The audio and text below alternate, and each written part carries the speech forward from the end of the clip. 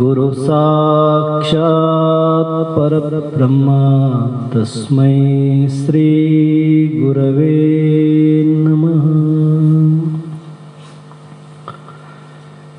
ಪರಮ ಪೂಜ್ಯ ಸದ್ಗುರು ಶ್ರೋತ್ರಿಯ ಬ್ರಹ್ಮನಿಷ್ಠರು ಶ್ರೀ ಅಭಿನವ ನಿಜಗುಣ ಅಪ್ಪಂಗಳ ಶ್ರೀಚರಣ ಕಮಲಗಳಲ್ಲಿ ದೀರ್ಘದಂಡ ಪ್ರಣಾಮಗಳನ್ನು ಸಮರ್ಪಿಸುತ್ತಾ, ಪರಮ ಪೂಜ್ಯರು ಶ್ರೋತ್ರಿಯ ಬ್ರಹ್ಮನಿಷ್ಠರು ಬ್ರಹ್ಮಲೀನರಾದ ಸದ್ಗುರು ಶ್ರೀ ಬಸವಾನಂದಾಜಿಯವರ ಶ್ರೀಚರಣ ಕಮಲಗಳನ್ನು ಮಂದಿರದಲ್ಲಿ ಸ್ಥಾಪಿಸಿ, ಜಗತ್ವಂದ್ಯರು ಸಾಕ್ಷಾತ್ ಪರಶಿವನ ಅವತಾರಿಗಳು ಸಾಧು ಚಕ್ರವರ್ತಿ ಸದ್ಗುರು ಶ್ರೀ ಸಿದ್ಧಾರೂಢ ಮಹಾಸ್ವಾಮಿಗಳ, ಆರೂಢ ಜ್ಯೋತಿ ಶಿವತೃಪ್ ಮಹಾಸ್ವಾಮಿಗಳ ಶ್ರೀಚರಣ ಕಮಲಗಳಲ್ಲಿ ದೀರ್ಘದಂಡ ಪ್ರಣಾಮಗಳನ್ನು ಸಮರ್ಪಿಸುತ್ತಾ, ತಮ್ಮೆಲ್ಲರಿಗೂ ಅನೇಕ ವಂದನೆಗಳನ್ನು ಸಮರ್ಪಿಸುತ್ತಾ, ನಡೆದಿರುವಂಥ ಶಾಸ್ತ್ರ ಶ್ರೀಮದ್ ಭಗವದ್ಗೀತಾ 3ನೇ ಅಧ್ಯಾಯದ 28ನೆಯ ಶ್ಲೋಕ ಇಂದಿನ ಆಧಾರದ ವಿಷಯವಾಗಿರುವಂಥದ್ದು. ಈ ಅಧ್ಯಾಯದಲ್ಲಿ ಇಲ್ಲಿಯ ಪರ್ಯಂತರ ಕರ್ಮಗಳಲ್ಲಿ ಇರುವಂಥ ಮಹತ್ವವನ್ನು ಹೇಳಿ, ಯಾವ ಕರ್ಮದಿಂದ ಬಂಧನದ, ಯಾವ ಕರ್ಮ ಬಂಧನರಹಿತವಾಗಿರುವಂಥದ್ದು ಅನ್ನುವಂಥ ಅನೇಕ ರೀತಿಯಿಂದ ಉಪದೇಶ ಮಾಡ್ತಾ ಬಂದರು. ತಿಳಿದಂತಹ ಜ್ಞಾನಿಗಳು ಕರ್ಮದಲ್ಲಿ ತತ್ಪರಂತೆ ಇದ್ದರೂ ಕೂಡ ಆ ಕರ್ಮದ ಫಲವನ್ನು ಅವರು ಅನಾಸಕ್ತರಾಗಿ ಕರ್ಮದಲ್ಲಿ ಪ್ರವೃತ್ತಿಯಂತೆ ಕಂಡರೂ ಕೂಡ ಆ ಕರ್ಮದ ಕರ್ತೃತ್ವ ಆಗಲಿ ಭೋಕ್ತೃತ್ವ ಆಗಲಿ ಜ್ಞಾನಿಗಳಲ್ಲಿ ಇರುವುದಿಲ್ಲ ಅನ್ನುವಂಥ ವಿಚಾರವನ್ನು ಇಲ್ಲಿ ಹೇಳ್ಕೊಂತ. ಕರ್ಮ ಅಂದರೆ ಒಂದು ಕ್ರಿಯೆ, ಅದು ಲೌಕಿಕ ವ್ಯವಹಾರ ಪರವಾಗಿ ಅನೇಕ ವೈದಿಕ ಪರವಾಗಿ ಇರಬಹುದು. ಕ್ರಿಯೆಯಲ್ಲಿ ಕ್ರಿಯೆ ಅಂದರೆ ಒಂದು ಮಾಡ್ತಕ್ಕಂಥ ಕೆಲಸ, ಕೆಲಸಗಳಲ್ಲಿ ತತ್ಪರರಾಗ್ಯಾರ ಅಂತಂದ್ರೂ ಕೂಡ ಜ್ಞಾನಿಗಳು, ರಾಜ್ಯಭಾರ ಮಾಡಿದಂಥ ಜ್ಞಾನಿಗಳು ಉಂಟು. ಎಲ್ಲವನ್ನು ತೊರೆದು ಏನಪ್ಪ ಅಂದರೆ ಸರ್ವಸಂಗ ಪರಿತ್ಯಾಗ ಮಾಡಿದಂಥ ಜ್ಞಾನಿಗಳಾದವರು ಉಂಟು ಜಗತ್ತಿನಲ್ಲಿ. ಆದರೆ ಅವರವರ ವ್ಯವಹಾರಗಳ ಭಿನ್ನವಾಗಿದ್ದರೂ ಕೂಡ ಅವ್ರು ತಿಳಿದಿರುವಂಥ ತತ್ವ ಒಂದೇ ಆದ, ಅವರಿಗೆ ಆಗಿರುವಂಥ ಆನಂದ ಕೂಡ ಒಂದೇ ಆದ. ಅದಕ್ಕೆ ಕೃಷ್ಣ ಭೋಗಿ ಸುಖಸ್ತ್ಯಾಗಿ ಭೃಗೋಜನಕ ರಾಘವ ವಶಿಷ್ಠ ಕರ್ಮಕರ್ತಂಚ ಪಂಚಾಯಿತಿ ಜ್ಞಾನ ಸಮ್ಮತ ಅಂತ ಹೇಳಿಕೆ ಅಂತ ಬಂದಾರ ನಿಜಗುಂಡ್ರು ವಿವೇಕ ಚಿಂತಾಮಣಿ. ಇವರು ವ್ಯವಹಾರಗಳು, ಇವರು ನಡೆದಿರುವಂತಹ ಪ್ರಾರಬ್ಧದಿಂದ ಅವರವ್ರ ವ್ಯವಹಾರಗಳು ಭಿನ್ನವಾಗಿದ್ದರೂ ಕೂಡ, ಅವರ ಆಚರಣೆ ಭಿನ್ನವಾಗಿದ್ದರೂ ಕೂಡ, ಅವ್ರ ಕರ್ಮಗಳು ಭಿನ್ನವಾಗಿದ್ದರೂ ಕೂಡ ತಿಳಿದಿರುವಂತಹ ಜ್ಞಾನ ಮಾತ್ರ ಒಂದೇ ಆದ. ಆ ಜ್ಞಾನದಿಂದನೇ ಅವರಿಗೆ ಅಂಥ ಒಂದು ಜೀವನ್ಮುಕ್ತ ಸ್ಥಿತಿ ಪ್ರಾಪ್ತಿಯಾಗದ. ಅದಕ್ಕಾಗಿ ಕರ್ಮದಲ್ಲಿ ನೀನು ಏನಪ್ಪ ಅಂದ್ರೆ ಉದಾಸೀನವನ್ನು ಮಾಡಬೇಡ. ಅಂದರೆ ಕರ್ಮದಲ್ಲಿ ಅನಾಸಕ್ತನಾಗಿ ನೀ ಕರ್ಮದಲ್ಲಿ ಪ್ರವೃತ್ತಿಯಾಗಿ ನಿನ್ನ ಕರ್ತವ್ಯ ಧರ್ಮಗಳೇ ನೀ ಪಾಲನೆ ಮಾಡು ಅಂತ ಹೇಳ್ತಾ ಬಂದರು. ಇಲ್ಲಿ ತತ್ವವಿತ್ತು ಮಹಾಭಾವೋ ಗುಣಕರ್ಮ ವಿಭಾಗಯ ಗುಣಗುಣೇಶು ವರ್ತಂತ ಇತಿ ಮತ್ವಾನ್ ಸಜ್ಜತೆ ಅಂತ ಹೇಳ್ತಾನೆ. ನೋಡು, ಅಂದರೆ ಎಲೆ ಮಹಾಭಾವ, ಹೇ ಅರ್ಜುನನೇ, ಗುಣ ವಿಭಾಗ ಮತ್ತು ಕರ್ಮ ವಿಭಾಗಗಳ ತತ್ವವನ್ನು ತಿಳಿದುಕೊಂಡಿರುವಂಥ, ಕರ್ಮ ಬೇರೆ ಅಕರ್ಮ ಬೇರೆ ಸತ್ಕರ್ಮ ಬೇರೆ, 3 ಪ್ರಕಾರ ಇದಾವೆ ಕರ್ಮಗಳಲ್ಲಿ. ಸಾಮಾನ್ಯವಾಗಿ ಜಗತ್ತಿನಲ್ಲಿ ಕರ್ಮ ಮಾಡ್ತಕ್ಕಂಥವ್ರು ಜಗತ್ತಿನಲ್ಲಿ ಬಹಳ ಉಂಟು, ಇಲ್ಲ ಅಂತಿಲ್ಲ. ಯಾರೂ ಸುಮ್ಮನೆ ಕುಂತಿಲ್ಲ, ಏನಾದರೂ ಒಂದು ಕರ್ಮದಲ್ಲಿ ತತ್ಪರರಾಗ್ಯಾರ. ಆಶಾ ಸಹಿತವಾಗಿ ಕರ್ಮಗಳ ಮಾಡುವಂಥ ಆಚರಣೆ ಏನದ, ಅದು ಏನೈತೆಪ್ಪ, ಅದು ಬಂಧನಕ್ಕೆ ಕಾರಣ ಐತೆ. ನಾವು ಅಪೇಕ್ಷೆಯನ್ನು ಮಾಡ್ತಕ್ಕಂಥ ಕರ್ಮಗಳು ಬಂಧನಕ್ಕೆ ಕಾರಣ ಇದಾವೆ. ಮತ್ತೆ ಅಕರ್ಮ ಅಂದರೆ ಯಾವುದು ವೇದ ನಿಷೇಧ ಮಾಡ್ಯದ ಅಂಥ ನಿಷೇಧ ರೂಪವಾದ ಕರ್ಮವನ್ನು ಮಾಡುವುದರಿಂದ ಕೂಡ ಬಂಧನ, ಈ ಲೋಕದಲ್ಲಿ ಪರಲೋಕದಲ್ಲಿ. ಈ ಕರ್ಮವನ್ನು ಮಾಡಿ ಕರ್ಮಕ್ಕೆ ಅಂಟದಂತೆ ಇರುವಂಥದ್ದು ಯಾವುದಪ್ಪ ಅಂದ್ರೆ ಅದಕ್ಕೆ ನಿಷ್ಕಾಮ ಅಂತ ಕರೆದ್ರು ಅವರು. ಕ್ರಿಯೆ ನಡೆದದ, ಆದ್ರೆ ಅದರ ಫಲದ ಅಪೇಕ್ಷೆ ಇಲ್ಲ. ಅದರಲ್ಲಿ ಯಾವುದೇ ರೀತಿಯಿಂದ ಕರ್ತೃತ್ವ ಭೋಕ್ತೃತ್ವ ಅಪೇಕ್ಷೆ ಇಲ್ಲದಂಗೆ ಕ್ರಿಯೆ ಮಾಡ್ತಾನ, ಆದ್ರೆ ಅದರ ಫಲದ ಅಪೇಕ್ಷೆ ಅವನಿಗಿಲ್ಲ. ಅದು ಅವನಿಗೆ ಬಂಧನಕ್ಕೆ ಕಾರಣ ಅಲ್ಲ ಅಂತ ಹೇಳಿದರು. ಈ ರೀತಿಯಿಂದ ಗುಣ ವಿಭಾಗಗಳ ತತ್ವವನ್ನು ತಿಳಿದುಕೊಂಡ ಜ್ಞಾನಿಯು, ಕರ್ಮದ ಮಹತ್ವವನ್ನು ತಿಳಿದಿರುವಂತಹ ಜ್ಞಾನಿಯು, ಗುಣಗಳೆಲ್ಲವೂ ಗುಣಗಳಲ್ಲಿಯೇ ಪ್ರವರ್ತಿಸುತ್ತವೆ ಎಂದು ಭಾವಿಸಿಕೊಂಡು ಆಸಕ್ತನಾಗುವುದಿಲ್ಲ. ಆಯಾ ಗುಣಕ್ಕೆ ಅನುಗುಣವಾಗಿ ಔಟ್ರ ಪ್ರವೃತ್ತಿ ರೂಪ ಇರ್ತದ, ಆ ಗುಣದಲ್ಲಿ ತೋರುವಂತ ಏನು ಆಸಕ್ತಿ ಐತೆ, ಆ ಗುಣದಿಂದ ನಡೆಯುವಂತ ಕ್ರಿಯೆ ಏನದ, ಆ ಕ್ರಿಯೆಯಲ್ಲಿ ಜ್ಞಾನಿಗಳು ಆಸಕ್ತಿ ಆಗಂಗಿಲ್ಲ. ಯಾಕಂದ್ರೆ ಇವು ಗುಣದಿಂದ ಕೂಡಿರತಕ್ಕಂಥವು. ಅದಕ್ಕಾಗಿ ಪ್ರಕೃತಿ ತ್ರಿಗುಣ ಸಮ್ಮೂಢ ಸಜ್ಜಂತೆ ಗುಣಕರ್ಮಸು ತಾನ್ ಅಕೃತಂ ಇದೋ ಮಂದಾನ್ ಕೃತಂ ವಿನ ವಿಚಾಲಯತೆ ಅಂತ ಹೇಳ್ತಾನೆ. ಪ್ರಕೃತಿ ಗುಣಗಳಿಂದ ಮೋಹ ಪರವಶರಾದವರು, ಈ ಪ್ರಕೃತಿಯ ಗುಣಧರ್ಮ ಇದಾವಿಲ್ಲ, ಸತ್ವ ರಜ ತಮ, ಇವು ಮೂರು ಪ್ರಕೃತಿಯ ಗುಣಧರ್ಮಗಳು.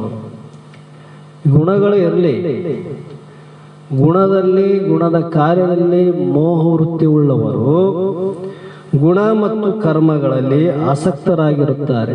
ಎಲ್ಲಿ ಆಗಿರೋರು ಆ ಗುಣದಿಂದ ತೋರುವಂತ ಏನು ಕ್ರಿಯೆದ ಅದರಲ್ಲಿ ಆಸಕ್ತ ಬುದ್ಧಿ ಉಳ್ಳವರಾಗಿರ್ತಾರೆ.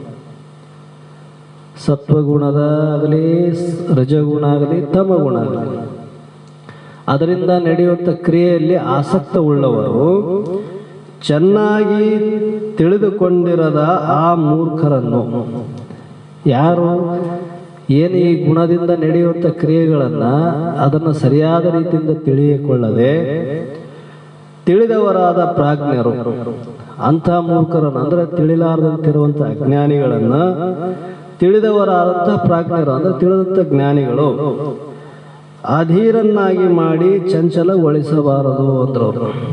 ಜಗತ್ತಿನಲ್ಲಿ ಎಲ್ಲರೂ ಇದಾರಲ್ಲ, ಒಂದೇ ಪ್ರಕಾರ ಐತೆ. ಇವು ಜ್ಞಾನಿಗಳಿಗೆ ಅನುಭವ ಅದ. ಇಲ್ಲಿ ಜಗತ್ತಿನಲ್ಲಿ ಕನಿಷ್ಠ, ಮಧ್ಯಮ, ಉತ್ತಮ, ಉತ್ತಮೋತ್ತಮ 4 ಪ್ರಕಾರ ವಿಭಾಗ ಇದಾವೆ. ಕನಿಷ್ಠ ಬುದ್ಧಿ ಉಳ್ಳವನು ಈ ಭೋಗದಲ್ಲಿ ಆಸಕ್ತಿ ಉಳ್ಳವನು, ಏನು ಸ್ತ್ರೀ ಪುತ್ರ ಧನ ಕನಕ ಈ ವಿಷಯ ಸುಖದಲ್ಲಿ ಪ್ರವೃತ್ತಿ ಉಳ್ಳವನು ಕನಿಷ್ಠನು. ಅಂಥವನಿಗೆ ನೀನು ಇಂತಿಂಥ ಕರ್ಮ ಮಾಡು, ಈ ಕರ್ಮ ಮಾಡೋದ್ರಿಂದ ನಿನಗೆ ಇಂತಿಂಥ ಫಲ ಪ್ರಾಪ್ತಿ ಆಗ್ತವ, ನಿನಗೆ ಸುಖ ಆಗ್ತದ ಅಂತ ಹೇಳ್ತಾರೆ. ಯಾಕೆ ಅವನ ಬುದ್ಧಿ ಕನಿಷ್ಠ. ಮತ್ತೆ ಅವನು ಯಾಕಿದೆ ಹೇಳ್ಯಾರಂದ್ರೆ ಅವನಲ್ಲಿರುವಂಥ ಪಾಪ ಕರ್ಮಗಳನ್ನು ಬಿಡಿಸಿ ಪುಣ್ಯ ಕರ್ಮಗಳಲ್ಲಿ ಅವನಿಗೆ ಪ್ರವೃತ್ತಿ ಆಗಲಿ ಎಂಬ ಉದ್ದೇಶದಿಂದ ಹೇಳ್ಯಾರ. ಮತ್ತೆ ಇನ್ನ ಮಧ್ಯಮ, ಉತ್ತಮ, ಉತ್ತಮೋತ್ತಮ 4 ಪ್ರಕಾರ ಇದಾರಲ್ಲ. ಮಧ್ಯಮನಿಗೆ ಏನು ಹೇಳಿದ್ರಪ್ಪ, ಮಧ್ಯಮನಿಗೆ ಉಪಾಸನ ಮಾರ್ಗ ಹೇಳಿದರು. ಇವು ಕರ್ಮಕ್ಕಿಂತ ಇವನು ಸ್ವಲ್ಪ ಉತ್ತಮ, ಅವನಲ್ಲಿ ಕ್ರಿಯೆ ಇಲ್ಲ, ಮಾನಸಿಕವಾಗಿರುವಂಥ ಕ್ರಿಯೆ ಮಾತ್ರ ಇರ್ತದೆ. ಮತ್ತೆ ಉತ್ತಮ ಯಾರು, ಜಿಜ್ಞಾಸು, ಮುಮುಕ್ಷು.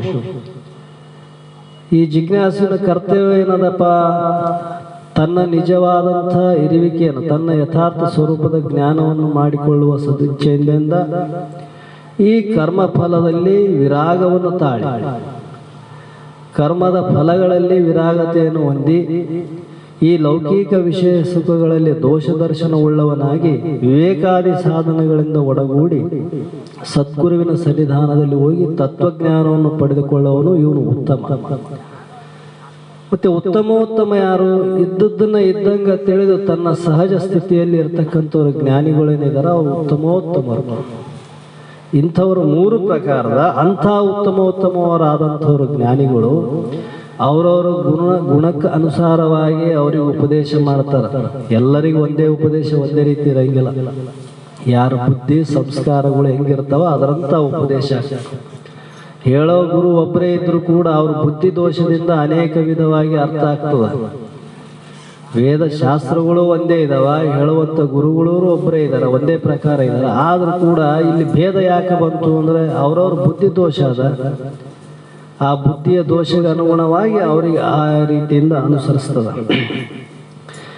ಮತ್ತೆ ಮೈ ಸರ್ವಾಣಿ ಕರ್ಮಾಣಿ ಸನ್ಯಾಸದ ಆತ್ಮಚೇತಸ ನಿರಾಶ ನಿರ್ಮಮೋ ಭೂತ್ವ ಎದ್ದು ಸ್ವ ವಿಗತ ಅಂತ ಹೇಳ್ತಾನೆ.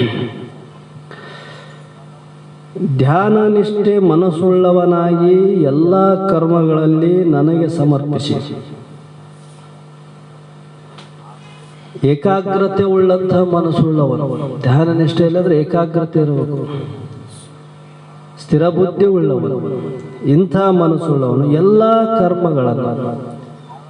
ಎಲ್ಲ ಕರ್ಮಗಳಂದ್ರೆ ಎಲ್ರಿ, ಮತ್ತೆ ಇದ್ರಾಗ ಎಲ್ಲೋಸ್ ಅಂದ್ರೆ ಏನು, ಇದಾವ ತನ್ನಲ್ಲಿರುವಂಥ ಏನು ಪುಣ್ಯ ಕರ್ಮ ಇರಲಿ ಪಾಪ ಕರ್ಮ ಇರಲಿ, ಇವೆಲ್ಲ ಕರ್ಮಗಳನ್ನ ನನಗೆ ಸಮರ್ಪಿಸಿ. ನನಗೆ ಅಂದ್ರೆ ಆತ್ಮನಾದ ನನ್ನ ಪರಮಾತ್ಮ ಹೇಳ್ತಾರಲ್ಲ, ನನಗೆ ಸಮರ್ಪಿಸಿ ಆಶಾರಹಿತನಾಗಿ, ಅಂದರೆ ಅದರಲ್ಲಿ ಯಾವುದೇ ಕಾಮನೆ ರಹಿತನಾಗಿ ಮತ್ತು ಮಮತಾರಹಿತನಾಗಿ. ಆಶೆನೇ ಇಲ್ಲ ಅಂದ ಮೇಲೆ ಅಲ್ಲಿ ಮಮತೆಯಲ್ಲಿರ್ತದೆ. ಅತಿಯಾದ ಪ್ರೇಮವೇ ಮೋಹ. ಮೋಹ ಯಾವಾಗ ಆಗ್ತದ? ಅತಿಯಾದಂಥ ವಿಷಯದಲ್ಲಿ ಅತಿಯಾದ ಪ್ರೇಮ ಇತ್ತು ಅಂದ್ರೆ ಅದಕ್ಕೆ ಮೋಹ ಅಂತಾರೆ. ಆ ಮೋಹ ಏನಪ್ಪ ಅಂದ್ರೆ ಮುಂದೆ ಅನೇಕ ರೀತಿ ಬಂಧನಕ್ಕಾಗ್ತದ. ಇಂಥ ಆಶಾರಹಿತನಾಗಿ ಮಮತಾರಹಿತನಾಗಿ ಸಂತಾಪ ಪಡದಂತೆ ನೀನು ನಿನ್ನ ಕರ್ತವ್ಯವನ್ನು ಪಾಲನೆ ಮಾಡುವ ಅರ್ಜುನ ಅಂತ ಹೇಳ್ತಾರೆ. ಯುದ್ಧವನ್ನು ಮಾಡು, ನಿನ್ನ ಕರ್ತವ್ಯ ಅದ. ಈ ಕರ್ಮದಿಂದ ನನಗೇನು ಫಲ ಆಗ್ತದ, ಮುಂದೆ ನನಗೆ ಎಂಥ ದುರ್ಗತಿ ಆಗ್ತದ, ಮತ್ತೆ ನನಗೇನು ಪುಣ್ಯ ಬರ್ತದೋ ಪಾಪ ಬರ್ತದೋ ಅಂತ ನೀ ಚಿಂತೆ ಮಾಡಕ್ ಹೋಗಬೇಡ. ಆ ಕರ್ಮಕ್ಕೆ ಫಲ ಏನೈತೆ ಅದ ಕರ್ತ ನಾನೇ. ನೀನು ಆ ಕರ್ಮಗಳಲ್ಲಿ ಆಸಕ್ತಿಯನ್ನು ತೋರಬೇಡ ಅಂತ ಹೇಳ್ತಾನೆ. ನಿನ್ನ ಕರ್ತವ್ಯ ಧರ್ಮ ನೀ ಪಾಲನೆ ಮಾಡ, ಅಷ್ಟೇ ನಿನ್ನ ಕೆಲಸ ಅಂತ ಹೇಳ್ತಾನೆ. ಏಮೇ ಮತಮಿದಂ ನಿತ್ಯಂ ಅನುತಿಷ್ಠಂತಿ ಮಾನವ ಶ್ರದ್ಧಾವಂತೋ ನ ಸೂಯಂತೋ ಮುಚ್ಚಂತೆ ತೇಪಿ ಕರ್ಮಭಿ. ಯಾವ ಮನುಷ್ಯರಾದವರು ಜಗತ್ತಿನಲ್ಲಿ ಯಾವ ಮನುಷ್ಯರಾದವರು ದ್ವೇಷ ಅಸೂಯಿ ಬುದ್ಧಿ ಇಲ್ಲದೆ, ದ್ವೇಷ ಜಗತ್ತಿನಲ್ಲಿ ದ್ವೇಷ ಬುದ್ಧಿ ಇಲ್ಲದೆ ಇರುವಂಥವ್ರು ಎಷ್ಟು ಮಂದಿಗೆ ಇದು ಸಿಗುತ್ತದಪ್ಪ ಅಂತಂದ್ರೆ ಬಹಳ ಕಡಿಮೆ ಜನಕ್ಕೆ ಇದು ಸಿಗೋದು. ದ್ವೇಷ ಎಲ್ಲಿರಂಗಿಲ್ಲ, ಎಲ್ಲಿ ರಾಗಿಲ್ಲ ಅಲ್ಲಿ ದ್ವೇಷ ಇರಕ್ಕೆ ಬರಂಗಿಲ್ಲ. ಸ್ವಾರ್ಥ ಬುದ್ಧಿ ಎಲ್ಲಿರ್ತದ ಅಲ್ಲಿ ದ್ವೇಷ ಇರ್ತದ, ನಿಸ್ವಾರ್ಥ ಬುದ್ಧಿ ಎಲ್ಲಿ ಅದ ಅಲ್ಲಿ ದ್ವೇಷ ಇರಂಗಿಲ್ಲ. ದ್ವೇಷ ಅಂದ್ರೆ ಏನು? ಇನ್ನೊಬ್ಬರ ಮೇಲೆ ಹೊಟ್ಟೆ ಕಿಚ್ಚು ಪಡೋದು, ಅವರನ್ನು ಸಹಿಸದೇ ಇರುವಂತಹ ಬುದ್ಧಿ ಏನದ ದ್ವೇಷ ಬುದ್ಧಿ ಅಂತ ಕರೀತಾರೆ. ಇನ್ನೊಬ್ಬರ ಒಳ್ಳೆತನವನ್ನು ನೋಡಿ ನಾವು ಸಹಿಸಲಾರದಂಥವು ಗುಣ ಉಳ್ಳವರು ಏನಿದಾರ ಇವೆಲ್ಲವೂ ದ್ವೇಷ ಬುದ್ಧಿ. ಇಂಥ ದ್ವೇಷ. ಅಸೂಯೆ ಅಂದ್ರೆ ಏನು? ಅಸೂಯೆ ಪಡೋದು, ಅವ್ರನ್ನ ಅತ್ಯಂತ ಕೀಳಾಗಿ ನೋಡುವಂಥ ದುರ್ಬುದ್ಧಿ ಉಳ್ಳವರು. ಮತ್ತು ಅಸೂಯೆ ಬುದ್ಧಿ ಇಲ್ಲದೆ, ಬುದ್ಧಿ ಇಲ್ಲ ಅಂದ್ರೇನು? ಇಲ್ಲಿ ವಿವೇಕ ಇಲ್ಲ ಅಂತ ಇವರಲ್ಲಿ. ಇವು ಎರಡು ಗುಣ ಎಲ್ಲಿ ಇರ್ತಾವ ಅಲ್ಲಿ ವಿವೇಕ ಇರಕ ಬರಂಗಿಲ್ಲ. ವಿವೇಕ ಇದ್ದವರಲ್ಲಿ ಈ ಗುಣ ಇರಂಗಿಲ್ಲ. ಯಾಕಂದ್ರೆ ಅವರಿಗೆ ಜಗತ್ತಿನ ವಿಚಾರ ಬೇಕಾಗಿರಂಗಿಲ್ಲ. ತಮ್ಮ ಸ್ಥಿತಿ, ತಾವಿರುವಂತ ಸ್ಥಿತಿ ಒಂದನ್ನೇ ನೋಡ್ತಾರ, ಓದೋದನ್ನ ಅವ್ರು ನೋಡಕ್ ಹೋಗಿಲ್ಲ. ಯಾರು? ವಿವೇಕ ಉಳ್ಳವರು. ವಿವೇಕ ಇಲ್ಲದವ್ರು ಏನ್ ಮಾಡ್ತಾರಪ್ಪ ಅಂದ್ರೆ ಈ ರೀತಿಯಿಂದ ಅಸಹ್ಯ ಪಡೋದು, ದ್ವೇಷ ಮಾಡೋದು. ಇಂಥ ಬುದ್ಧಿ ಇಲ್ಲದೆ ಶ್ರದ್ಧಾವಂತವರಾಗಿ ಯಾವಾಗಲೂ ನನ್ನ ಈ ಮತಕ್ಕೆ ಅರ್ಥಾತ್ ಅಭಿಪ್ರಾಯಕ್ಕೆ ಅನುಸಾರವಾಗಿ ನಡೆದುಕೊಳ್ಳುತ್ತಾರೆಯೋ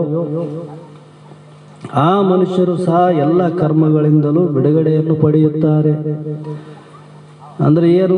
ದ್ವೇಷ ಅಸೂಯ ಬುದ್ಧಿ ಇಲ್ಲದೆ ಈ ಗುಣ ತ್ಯಾಗ ಮಾಡಿ, ಗುಣ ಇದ್ರೂ ಆ ಗುಣಗಳನ್ನು ತ್ಯಾಗ ಮಾಡಿ ಶ್ರದ್ಧಾವಂತರಾಗಿ ನನ್ನಲ್ಲಿ ಅಂದ್ರೆ ಆ ಪರಬ್ರಹ್ಮ ಸ್ವರೂಪನಾದ ಪರಮಾತ್ಮನ ನಾನು ನನ್ನ ಮತಕ್ಕೆ ಅನುಪ್ರಾಯವಾಗಿ, ಅನುಸಾರವಾಗಿ ಅಂದ್ರೆ ನಾ ಏನೇನು ಇಲ್ಲಿ ಉಪದೇಶ ಮಾಡೀನಿ ಆ ಉಪದೇಶಕ್ಕೆ ಅನುಗುಣವಾಗಿ ಆಚರಣೆ ಉಳ್ಳವರಾಗಿ ಯಾರಿದಾರ ಅವರು ಎಲ್ಲ ಕರ್ಮಗಳಿಂದ ಮುಕ್ತರಾಗ್ತಾರ.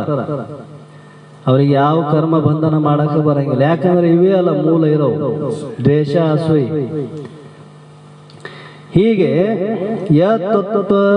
ತತ್ ಅಭಯಸೂಯಂತೋ ನಾನು ತಿಷ್ಟಂತಿ ಮೇ ಮತಂ ಸರ್ವಜ್ಞಾನ ವಿಮೂಢ ಮೂಢಾಂಸ ಆಸ್ತಿನ್ ವಿದ್ಯೆ ನಷ್ಟ ನ ಚೇತಸ ಅಂತ ಹೇಳ್ತಾರೆ.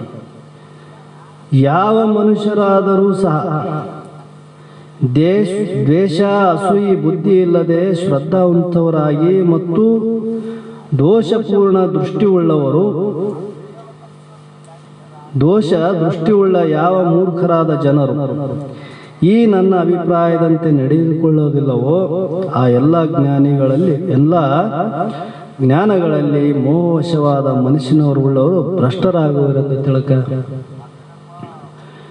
ಜಗತ್ತಿನಲ್ಲಿ ಯಾರು ನಾನು ಹೇಳಿದಂತೆ ಈ ದುರ್ಗುಣವನ್ನು ಹೊಂದಿಕೊಂಡು ಶ್ರದ್ಧಾವಂತರಾಗಿ ಮತ್ತು ದೋಷಪೂರ್ಣ ದೃಷ್ಟಿಯುಳ್ಳವರಾಗಿ ಯಾವ ಮೂರ್ಖರಾದರೂ ಈ ಜನರನ್ನು ನನ್ನ ಅಭಿಪ್ರಾಯದಂತೆ ನಡೆದುಕೊಳ್ಳುವುದಿಲ್ಲ. ನಾನು ಹೇಳಿದಂಥ ಈ ದುರ್ಗುಣಗಳನ್ನು ತ್ಯಾಗ ಮಾಡಿ ನನ್ನಲ್ಲಿ ಆಸಕ್ತಿ ಉಳ್ಳವರು ಆಗೋದಿಲ್ಲ.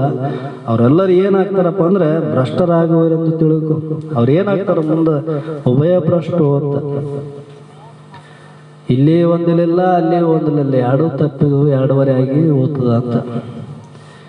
ಈ ಕಡೆ ಉತ್ತಮವಾದಂತಹ ಕರ್ಮಾದಿಗಳನ್ನು ಮಾಡಿ ಉತ್ತಮವಾದ ಈ ಸದ್ಗುಣಗಳನ್ನು ಪ್ರಾಪ್ತಿ ಮಾಡಿಕೊಳ್ಳಕ್ಕಾಗಲ್ಲ. ಈ ಕಡೆ ಜ್ಞಾನಿಗಳ ಮಾತು ಕೇಳಿ ಅಂಥ ಜ್ಞಾನ ಮಾರ್ಗವನ್ನು ಅನುಸರಿಸಿ ಮೋಕ್ಷವನ್ನು ಪಡೆಯಲಿಕ್ಕೂ ಆಗಲ್ಲ. ಎರಡು ತಪ್ಪಿ ಎರಡೂವರೆ ಆದಾಗ ಅಂದ್ರೆ ಇವರು ಅನೇಕ ಜನ್ಮಗಳಿಗೆ ಹೀನ ಯೋನಿಗಳಿಗೆ ಕಾರಣ ಆಗ್ತಾರಂತ. ಸಾದೃಶ್ಯಂ ಚೇಷ್ಟತೆ ಸ್ವಸ್ಯ ಪ್ರಜ್ಞಾತೇನಾಪಿ ಪ್ರಕೃತಿಯಂ ಯಾಂತಿ ಭೂತಾನಿ ನಿಗ್ರಹಂ ಕಿಂ ಕರಿಷ್ಯತಿ. ಎಲ್ಲ ಪ್ರಾಣಿಗಳು ಪ್ರಕೃತಿದತ್ತ ಸ್ವಾಭಾವಿಕವಾಗಿ ಶಕ್ತಿಯನ್ನು ಪಡೆದು ಸ್ವಭಾವಗತ ಕರ್ಮ ಮಾಡುತ್ತವೆ. ಇವು ಸಹಜ ಎಲ್ಲರಲ್ಲಿ ಐತೆ ನೋಡಿ. ಎಲ್ಲರಲ್ಲಿ ಸ್ವಾಭಾವಿಕವಾಗಿ ತಮ್ಮ ತಮ್ಮ ಕ್ರಿಯೆಗಳು ತಾವೇ ನಡೆದ ಶರೀರದಲ್ಲಿ ಅನೇಕ ಕ್ರಿಯೆಗಳು ನಡೆದವು. ಅವು ಸ್ವಭಾವ ಸಿದ್ಧವಾಗಿರುವಂಥವು. ಜ್ಞಾನಿಯು ಸಹ ತನ್ನ ಪ್ರಕೃತಿಗೆ ಅನುಸಾರವಾಗಿ ಪ್ರಯತ್ನಿಸುತ್ತಾನೆ.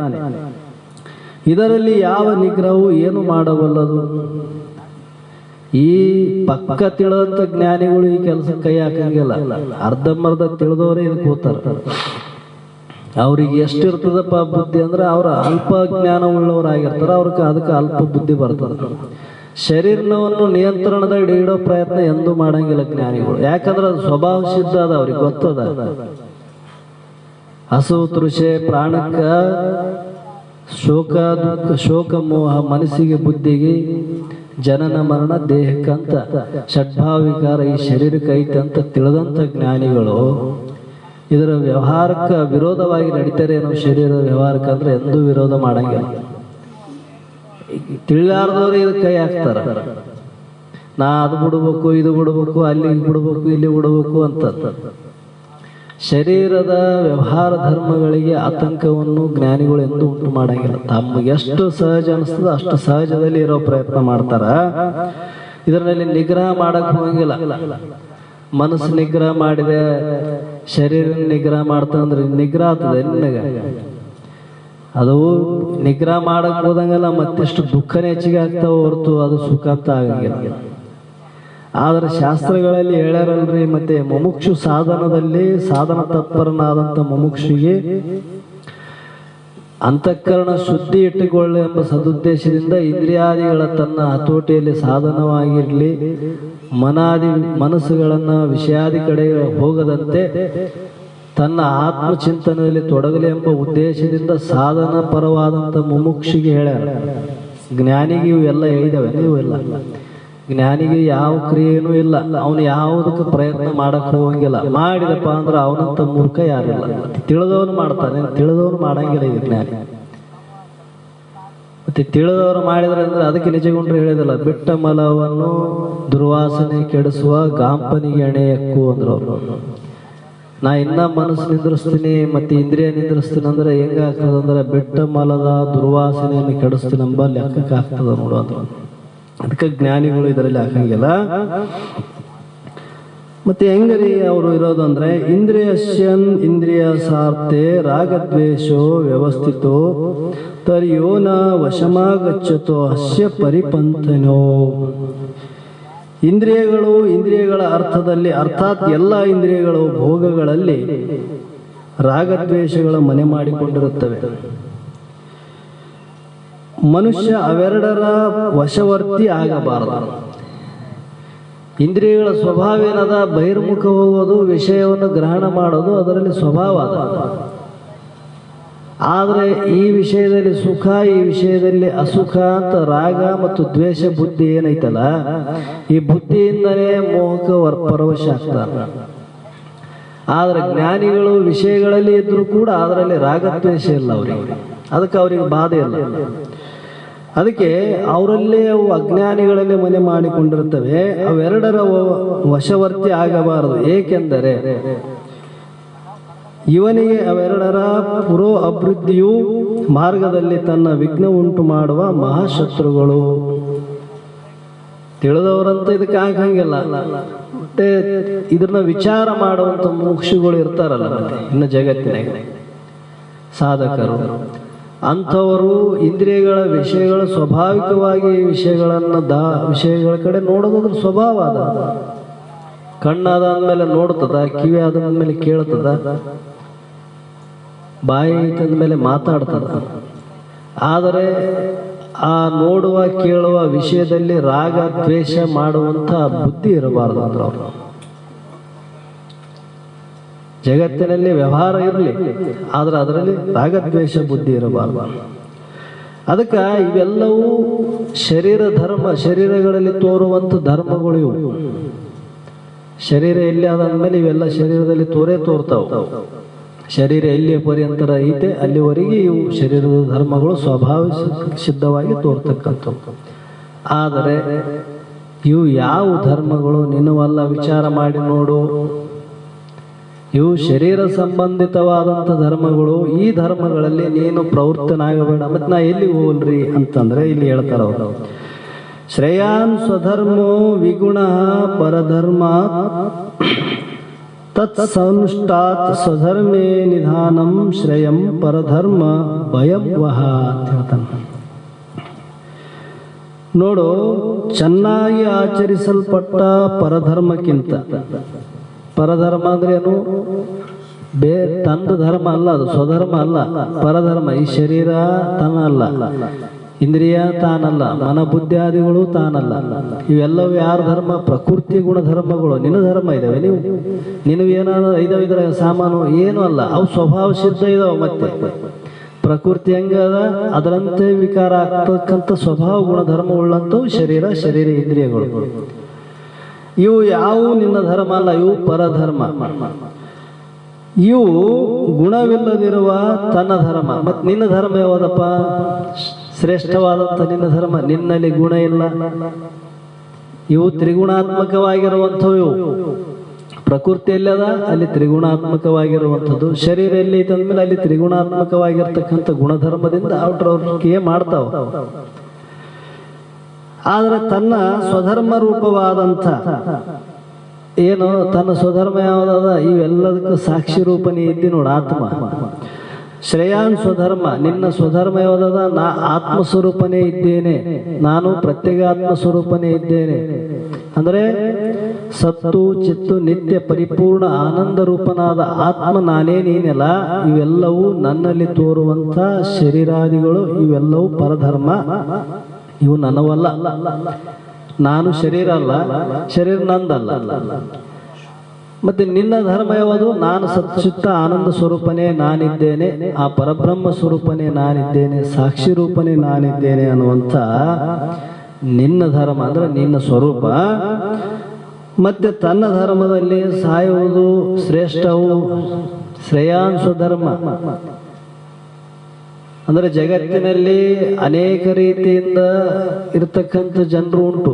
ಇದರಲ್ಲಿ ಎರಡು ಪ್ರಕಾರ ಮಾಡ್ಯಾರ, ಎರಡು ಭಾಗ ಮಾಡ್ಯಾರ ಅವರು. ಪರಧರ್ಮದಲ್ಲಿ ಒಂದು, ಸ್ವಧರ್ಮ ಅಂತ ಒಂದು. ಪರಧರ್ಮ ಅಂದ್ರೆ ಏನು? ಶರೀರ ಮೊದಲು ಮಾಡಿಕೊಂಡು ತನಗೆ ಭಿನ್ನವಾದ ವಿಷಯ ಜಗತ್ತೇನದ ಈ ಶರೀರ ಮೊದಲು ಮಾಡಿಕೊಂಡು ಇವೆಲ್ಲವೂ ಪರಧರ್ಮ. ನೀನು ಯಾವ ಅಲ್ಲವೇ ಅಲ್ಲ ಇವು. ಇಂಥ ಪರಧರ್ಮದಲ್ಲಿ ನೀನು ತತ್ಪರನಾಗಿ ಇದರಲ್ಲಿ ರಾಗಾದಿ ದ್ವೇಷವುಳ್ಳಂಥ ಬುದ್ಧಿ ಉಳ್ಳವನಾದಿ ಅಂದ್ರೆ ನೀನು ಅಧೋಗತಿಗೆ ಓದಿದ್ದಿ, ನಿನಗೆ ದುರ್ಗತಿನೇ ಪ್ರಾಪ್ತಿ ಆಗ್ತದ. ಅಕಸ್ಮಾತ್ ಇದನ್ನ ವಿಚಾರ ಮಾಡಿ, ನೀನು ವಿವೇಕದ್ವಾರ ವಿಚಾರ ಮಾಡಿ, ಇವೆಲ್ಲವೂ ಪರಧರ್ಮ, ಇವು ಯಾವ ನನ್ನ ಧರ್ಮ ಅಲ್ಲ. ನನ್ನ ಧರ್ಮ ಯಾವುದು? ನಾನು ಆತ್ಮಸ್ವರೂಪನೇ ಇದ್ದೇನೆ ಎಂಬುವ ಜ್ಞಾನವನ್ನು ಪಡ್ಕೊಳ್ಳುವ ಸದುದ್ದೇಶದಿಂದ ಸದ್ಗುರುವಿನ ಸನ್ನಿಧಾನದಲ್ಲಿ ನೀ ಇದ್ದು ಅಂಥ ಗುರುಶಾಸ್ತ್ರಾದಿಗಳನ್ನು ಶ್ರವಣ ಮಾಡುವ ಕಾಲದಲ್ಲಿ ನೀನೇನಾದರೆ ಶರೀರವನ್ನು ತ್ಯಾಗ ಮಾಡಿದೀಪ ಅಂತಂದ್ರೆ ನಿನಗೇನಾಗ್ತದ? ಶ್ರೇಷ್ಠವಾದಂಥ ಸದ್ಗತಿಯೇ ಪ್ರಾಪ್ತಿ ಆಗ್ತದ, ಇದರಲ್ಲಿ ಸಂಶಯ ಇಲ್ಲ.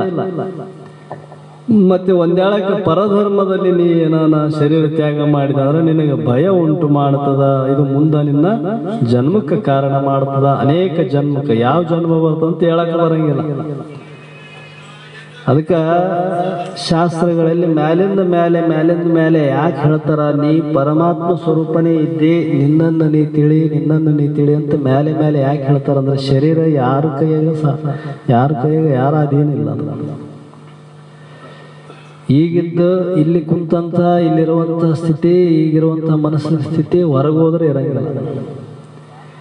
ಇಂಥ ಚಂಚಲಾತ್ಮಕವಾದ ಬುದ್ಧಿ ಉಳ್ಳವರು ಇಂಥ ಒಂದು ದೃಢವಾದ ಜ್ಞಾನವನ್ನು ಪದೇ ವಿಶ್ಲೇಷಣೆ ದ್ವಾರ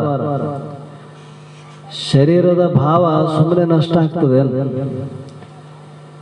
ನಿಜಗೊಂಡ್ರು ಶ್ರವಣಾದಿಗಳ ಬೀಜ ಆತ್ಮಹಂಕೃತಿ ವಿವರಣವದು, ಮರಳಿ ಸಂಸ್ಕೃತಿ ನೀವೇ ಸಾಕ್ಷಿತ್ವವೆಂದು ಬಲ್ಲವರು ಭಾವಿಸುವುದು ಅರಿವಿಗೆ ನಿಜವೆಂದು ಜ್ಞಾನ ಪ್ರತಿಪಾದನೆ. ಏನು ಬೇಕಪ್ಪ? ಭೋಗ ಮೋಕ್ಷ ಎಂಬೆರಡರು ವಾಂಛಿತರು. ಜಗತ್ತಿನಲ್ಲಿ ಎರಡು ಪ್ರಕಾರ ಜನ ಇದ್ದಾರೆ. ಒಬ್ರು ಭೋಗ ಬೇಕಂತಾರ, ಒಬ್ರು ಮೋಕ್ಷ ಬೇಕಂತಾರ. ಮೋಕ್ಷ ಅಂದ್ರೆ ಏನು? ಅತ್ಯಂತ ದುಃಖ ನಿವೃತ್ತಿ ಪೂರ್ವಕ ಪರಮಾನಂದ ಪ್ರಾಪ್ತಿ ರೂಪವೇ ಮೋಕ್ಷ. ನನಗೆ ದುಃಖ ಬಂದಿರಬಾರದು, ನನ್ನ ಸುಖ ಬಿಟ್ಟು ಹೋಗಿರಬಾರದು. ಅಂಥ ಪರಿಪೂರ್ಣವಾದ ಆನಂದ ಸ್ವರೂಪನೇ ನಾ ಹೊಂದಬೇಕು ಅನ್ನುವಂಥ ಇಚ್ಛೆ ಉಳ್ಳವರು ಒಬ್ಬರ ಇದ್ದಾರೆ. ಈ ಲೌಕಿಕ ವಿಷಯ ಸುಖಗಳಲ್ಲೇ ನಾ ಆನಂದ ಏನೇ ನನಗಿದೇ ಸಾಕು ಎಂಬವರು ಜಗತ್ತಿನಲ್ಲಿ ಇದ್ದಾರೆ, ಅವರು ಇದ್ದಾರೆ.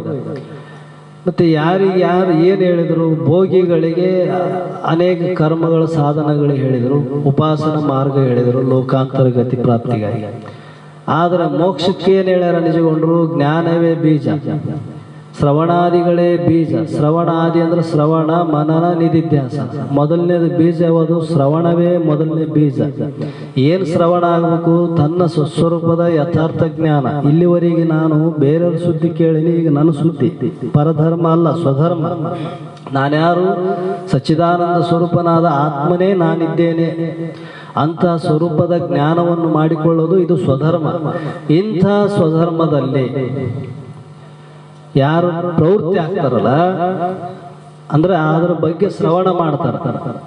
ಮೊದಲನೇದು ಶ್ರವಣ ಬೀಜ ಬೇಕಲ್ಲ. ನಾವು ಎಂತ ಬೀಜ ಬಿತ್ತೀವಿ ಅಂತ ಬೆಳೆನೇ ಬರ್ತದ. ಬೀಜ ಬಿತ್ತುವ ಕಲ್ಕನೆ ವಿಚಾರ ಮಾಡಿ ಬಿತ್ತಾರ ರೈತರು. ಬಿತ್ತಿದ ಮೇಲೆ ವಿಚಾರ ಮಾಡ್ತಾರೆ, ಬಿತ್ತಕ್ಕಿಂತ ಪೂರ್ವದಲ್ಲೇ ವಿಚಾರ ಮಾಡ್ತಾರೆ. ಅದರಂಗ ನಾವು ಶ್ರವಣ ಕಾಲದಲ್ಲಿ ಯಾವ ಬೀಜಗಳನ್ನು ಬಿತ್ತೀವಿ ಅದರಂತೆ ನಮ್ಮಲ್ಲಿ ವೃತ್ತಿ ಇರ್ತದೆ ಹೊರತು ನಾವು ಹೆಂಗೆ ವೃತ್ತಿ ಇಟ್ಕೊಂಡು ಬಿತ್ತೀವಿ ಹಂಗೆ ಬುತ್ತಿ ಬರ್ತದೆ ನಮಗೆ.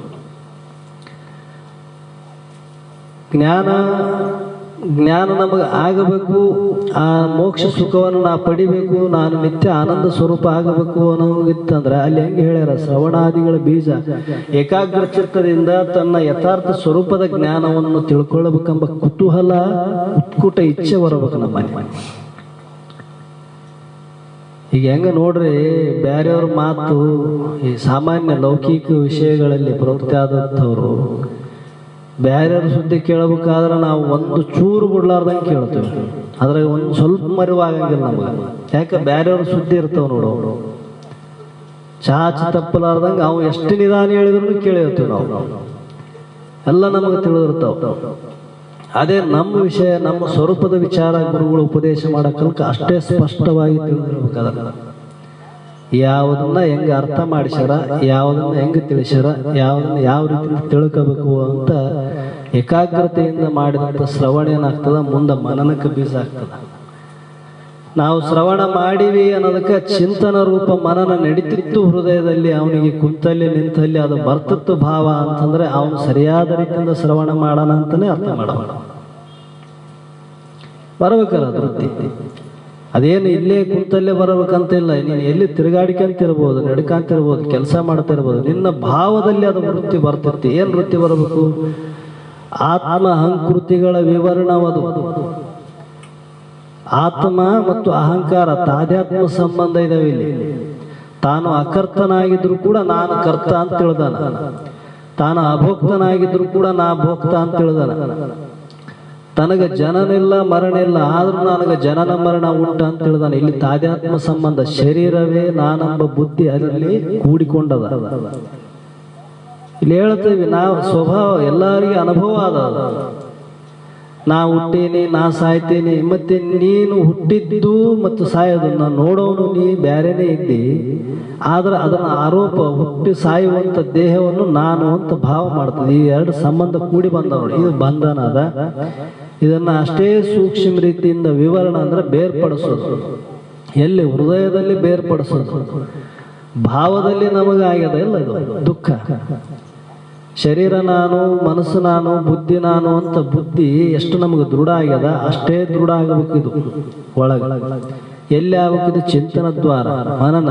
ಆತ್ಮ ಅಂಕೃತಿ ವಿವರಣವಾದ ರೂಪವು ಸರಿಯಾದ ರೀತಿಯಿಂದ ಮನನ ಯಾರಿಗಾಗಿತ್ತು ಅಂತಂದ್ರೆ ಮರಳಿ ಸಂಸ್ಕೃತಿ ಸಾಕ್ಷಿತ್ವವೆಂದು ಅವರಿಗೆ ಪುನಃ ಈ ಜನನ ಮರಣದ ಭಯ ಇಲ್ಲದ ಇರಬಾರ್ದು. ಯಾರಿಗೆ ಭಯ ಇಲ್ಲ, ಅವರು ಸರಿಯಾದ ರೀತಿಯಿಂದ ಶ್ರವಣ ಮಾಡ್ಯಾರ, ಮನನೂ ಮಾಡ್ಯಾರ, ಅವರಿಗೆ ದೃಢ ನಿಶ್ಚಯವಾದ ಜ್ಞಾನ ಆಗ್ಯದ. ಇದರಲ್ಲಿ ಯಾವ ಸಂಶಯ ಇಲ್ಲ. ಇದೇ ಅರಿವಿಗೆ ಭಾವಿಸುವುದು ಬಲ್ಲವರು, ತಿಳಿದಂತ ಜ್ಞಾನಿಗಳು ಹೇಳ್ತಾರೆ. ಈ ವೃತ್ತಿ ಅವರಲ್ಲಿ ಇತ್ತು ಅಂದ್ರೆ ಇದೇ ನೋಡಪ್ಪ ನಿಜವಾದ ಜ್ಞಾನದ ಸ್ಥಿತಿ ಅಂತ. ಅದರಂಗ ಇಲ್ಲಿ ಹೇಳ್ತಾನ, ಸ್ವಧರ್ಮವನ್ನು ನೀ ತ್ಯಾಗ ಮಾಡಿ ಪರಧರ್ಮವಾದಂಥ ಶರೀರಾದಿ ಇಂದ್ರಿಯ ಧರ್ಮಗಳನ್ನು ತ್ಯಾಗ ಮಾಡಿ ಸ್ವಧರ್ಮ ರೂಪವಾದ ಆತ್ಮ ಚೈತನ್ಯ ಸ್ವರೂಪನಾದ ನಿನ್ನನ್ನು ನೀನು ವಿಚಾರ ಮಾಡುತ್ತಾ ನೀ ಏನಾದರೂ ಈ ಕಾಲದಲ್ಲಿ ದೇಹವನ್ನು ತ್ಯಾಗ ಮಾಡಿದರೆ ನಿನಗೆ ಸದ್ಗತಿಯೇ ಪ್ರಾಪ್ತಿ ಆಗ್ತದ, ದುರ್ಗತಿ ಎಂದು ಪ್ರಾಪ್ತಿ ಆಗಂಗಿಲ್ಲ. ಅದಕ್ಕಾಗಿ ನಿನ್ನ ಎರಡು ರೀತಿಯಿಂದ ನಿನಗೆ ಇಲ್ಲಿ ಲಾಭ ಐತೆ. ಅರ್ಜುನಿಗೆ ಹೇಳಕತ್ತಾನಲ್ಲ, ಯುದ್ಧ ಮಾಡು ಅಂತ ಹೇಳ್ತಾನ. ನಿನ್ನ ಕರ್ತವ್ಯ ಧರ್ಮವನ್ನು ನೀ ಪಾಲನೆ ಮಾಡು. ಆದ್ರೆ ಆತ್ಮದೃಷ್ಟಿಯಿಂದ ವಿಚಾರ ಮಾಡಿ ನೋಡಿದ್ರು ಕೂಡ ನಿನಗೆ ಯಾವ ದುಃಖ ಇಲ್ಲ ಅಂತ ಹೇಳ್ತಾನೆ. ಈ ರೀತಿಯಿಂದ ವಿಚಾರ ಮಾಡಿ. ಅದಕ್ಕೆ ಇಲ್ಲಿ ಅರ್ಜುನ ಮತ್ತೆ ಕೇಳ್ತಾನ, ಅತಕ್ಕೇನ ಪ್ರಯುಕ್ತಂ ಪಾಪಂ ಚರತಿ ಪುರುಷ ಅನಿಚ್ಛನ್ನಪಿ ವಾರ್ಷೇಣಯ ಬಲಾದೇವ ನಿಯೋಜಿತ. ಅರ್ಜುನ ಇಲ್ಲಿ ಕೇಳ್ತಾನ, ಹೇ ಪರಮಾತ್ಮ, ಹಾಗಾದರೆ ಆ ಪುರುಷನ ಬಲಾತ್ಕಾರದಿಂದ ತೊಡಗಿಸಲ್ಪಟ್ಟಂಥ ಇಚ್ಛಿಸದೇ ಇದ್ದರೂ ಸಹ ಯಾವುದರಿಂದ ಪ್ರೇರಿಸಲ್ಪಟ್ಟ ಪಾಪವನ್ನು ಆಚರಿಸುತ್ತಾನೆ? ನೋಡು, ಆ ಪುರುಷನ ಬಲಾತ್ಕಾರದಿಂದ ತೊಡಗಿಸಲ್ಪಟ್ಟಂಥವನಾಗಿ ಇಚ್ಛಿಸದೇ ಇದ್ದರು. ಆತ್ಮನಿಗೆ ಇವು ಯಾವ ಇಲ್ಲ, ಇಲ್ಲದೇ ಇದ್ರೂ ಕೂಡ ಇವೆಲ್ಲ ಯಾಕೆ ನಡೆದವ? ಇಂಥ ಬಂಧನಕ್ಕೆ ಕಾರಣ ಯಾಕಾಗ್ಯದ? ಯಾಕ ಇವು ತೋರ್ತಾವ ಅವನಲ್ಲಿ? ತೋರ್ಬಾರ್ದಾಗಿತ್ತಲ್ಲ. ನೀವು ಹೇಳ್ತೀರಿ ಅವನಿಗೆ ಸಂಬಂಧ ಇಲ್ಲ, ಅವನು ಇದಕ್ಕೆ ಕೂಡಿದವನು ಇಲ್ಲ. ಆದ್ರೂ ಕೂಡ ಇಲ್ಲಿ ಪ್ರತ್ಯಕ್ಷ ನಮ್ಮ ಅನುಭವಕ್ಕೆ ಬರ್ತದಲ್ಲ ಅಂತಂದ್ರೆ ಮುಂದೆ ಹೇಳ್ತಾರ ಅವರು, ಗುಣ ಸಂಬಂಧದಿಂದ ಹಾಗೆ ತೋರ್ತಾವ. ಅದರಲ್ಲಿ ನೀನು ಮೋಹವುಳ್ಳವನಾಗಿರುವುದರಿಂದ ನಿನಗೆ ಅದು ಬಂಧನ ಅನಿಸ್ತದಪ್ಪ, ವಿಚಾರ ಮಾಡಿ ನೋಡು ಅಂತ ಹೇಳ್ತಾರೆ. ಕಾಮ ಏಷ ಕ್ರೋಧ ಏಷ ರಜೋಗುಣ ಸಮುದ್ಭವಂ ಮಹಾಶನೋ ಮಹಾಪಾಪ ವಿದ್ಯ ನಮಹಿ ವೈರಿಣಂ ಅಂತ ಹೇಳ್ತಾರೆ. ಭಗವಂತ, ಎಲೆ ಅರ್ಜುನನೇ, ರಜಗುಣದಿಂದ ಉತ್ಪತ್ತಿಯಾದ ಈ ಕಾಮವೇ, ಕಾಮ ಅಂದ್ರೆ ಆಶೆ, ಕಾಮವೇ ಕ್ರೋಧ, ಇದು ಮಹಾಶನ ಅರ್ಥಾತ್ ಅಗ್ನಿಯಂತೆ ತಪ್ತಿಯನ್ನು ಕಾಣದಿರುವುದು, ಸುಖಭೋಗಗಳಿಂದ ಎಂದಿಗೂ ತೃಪ್ತಿ ಪಡೆಯಲಾರ. ಈ ಕಾಮ ಅನ್ನೋದು ಇತ್ತಂದ್ರೆ ಏಟಿಟ್ರು ಅದಕ್ಕೆ ಸಾಕು ಅನ್ನೋದು ಬುದ್ಧಿನೇ ಬರಂಗಿಲ್ಲ. ಅವು ಎಷ್ಟು ತಂದಿಟ್ರು ಇನ್ನು ಸಾಕಪ್ಪ ಇಲ್ಲಿಗೆ ಮುಗೀತು ಅನ್ನೋದೇ ಇಲ್ಲ. ಇದು ಬೇಕು ಬೇಕು ಬೇಕು ಬೇಕು, ಇದಾಗಣ ಇನ್ನೊಂದು, ಅದಾಗಣ ಇನ್ನೊಂದು, ಇನ್ನೊಂದು ಇದ್ರಾಗೆ ಹೋಗ್ತದೆ ಹೊರತು ಅವ್ನು ತೃಪ್ತಿ ಅನ್ನೋದೇ ಇರಂಗಿಲ್ಲ. ಯಾವಾಗ ಅದಕ್ಕೆ ಪ್ರತಿಬಂಧಕ ಆಯ್ತು ಅಂದ್ರೆ ಕ್ರೋಧ ಬಂದ್ಬಿಡ್ತದೆ ನೋಡು. ಸಿಟ್ಟು ಯಾಕೆ ಬರ್ತದ್ರಿ ಮನುಷ್ಯಗೆ ಅಂದ್ರೆ ತನಗೆ ಅನುಕೂಲವಾಗಿ ಸಿಗಲಿಲ್ಲ ಅಂದ್ರೆ ಸಿಟ್ಟು ಮಾಡ್ತಾನ. ಆ ಸಿಟ್ಟು ಎಲ್ಲಿ ಬರ್ತದ ಮುಂದೆ ಅದಕ್ಕೆ ಅನೇಕ ದುರ್ಗುಣಗಳು, ಆ ದುರ್ಗುಣದಿಂದ ಬುದ್ಧಿ ಭ್ರಮಣ ಆಗ್ತದ ಅಂತ ಹೇಳ್ತಾರೆ. ಪಡೆಯದೆ ಮತ್ತು ಮಹಾಪಾಪಿಯಾದದ್ದು ಈ ವಿಷಯದಲ್ಲಿ ಇದ್ದನೇ ನೀನು ವೈರಿ ಎಂದು ಸಹ ತಿಳಿದುಕೋ ಅಂತ ಹೇಳ್ತಾನ. ಧೂಮನೆ ಮ್ರಿಯತೆ ವಹಿನಿ ಅರ್ಥ ದಶೋ ಮಲೇನ ಚ ಯಥಾಲೋಭಾಮೃತೆ ಗರ್ವಸ್ಥ ತದೇನ ಅಮೃತಂ ಅಂತ ಹೇಳ್ತಾರೆ. ಯಾವ ರೀತಿಯಿಂದ ಹೊಗೆಯು ಅಗ್ನಿಯನ್ನು, ಕೊಳೆಯಿಂದ ಕನ್ನಡಿಯು ಜರಾಜ ಎಂಬ ಪೊರೆಯನ್ನು ಗರ್ಭವು ಮುಚ್ಚಲ್ಪಡುತ್ತೆಯೋ ಅದರಂತೆ ಈ ಕಾಮದಿಂದ ಜ್ಞಾನವು ಮುಚ್ಚಲ್ಪಟ್ಟಿರುತ್ತದೆ. ಅಂದ್ರೆ ತನ್ನ ಸ್ವರೂಪದ ಸ್ಥಿತಿಯನ್ನು ತಿಳಿಲಾರ್ದಂಗೆ ಮಾಡಿಬಿಡ್ತದೆ ಇದು. ಎಂತೆಂಥವ್ರಿಗೆ ಇದು ತಿಳಿತಿ ಕೆಳಗೆ ಮಾಡಿಬಿಟ್ಟದ ಒಂದೊಂದು ಸಂದರ್ಭದಲ್ಲಿ, ಸಾಮಾನ್ಯರಲ್ಲ. ನಾ ತಿಳಿದೇವಂಬವರೇ ಒಂದೊಂದ್ಸಲ ದಾರಿ ತಪ್ಪಿ ಹೋಗ್ಯಾರ. ಇದೇ ಮಾತನ್ನ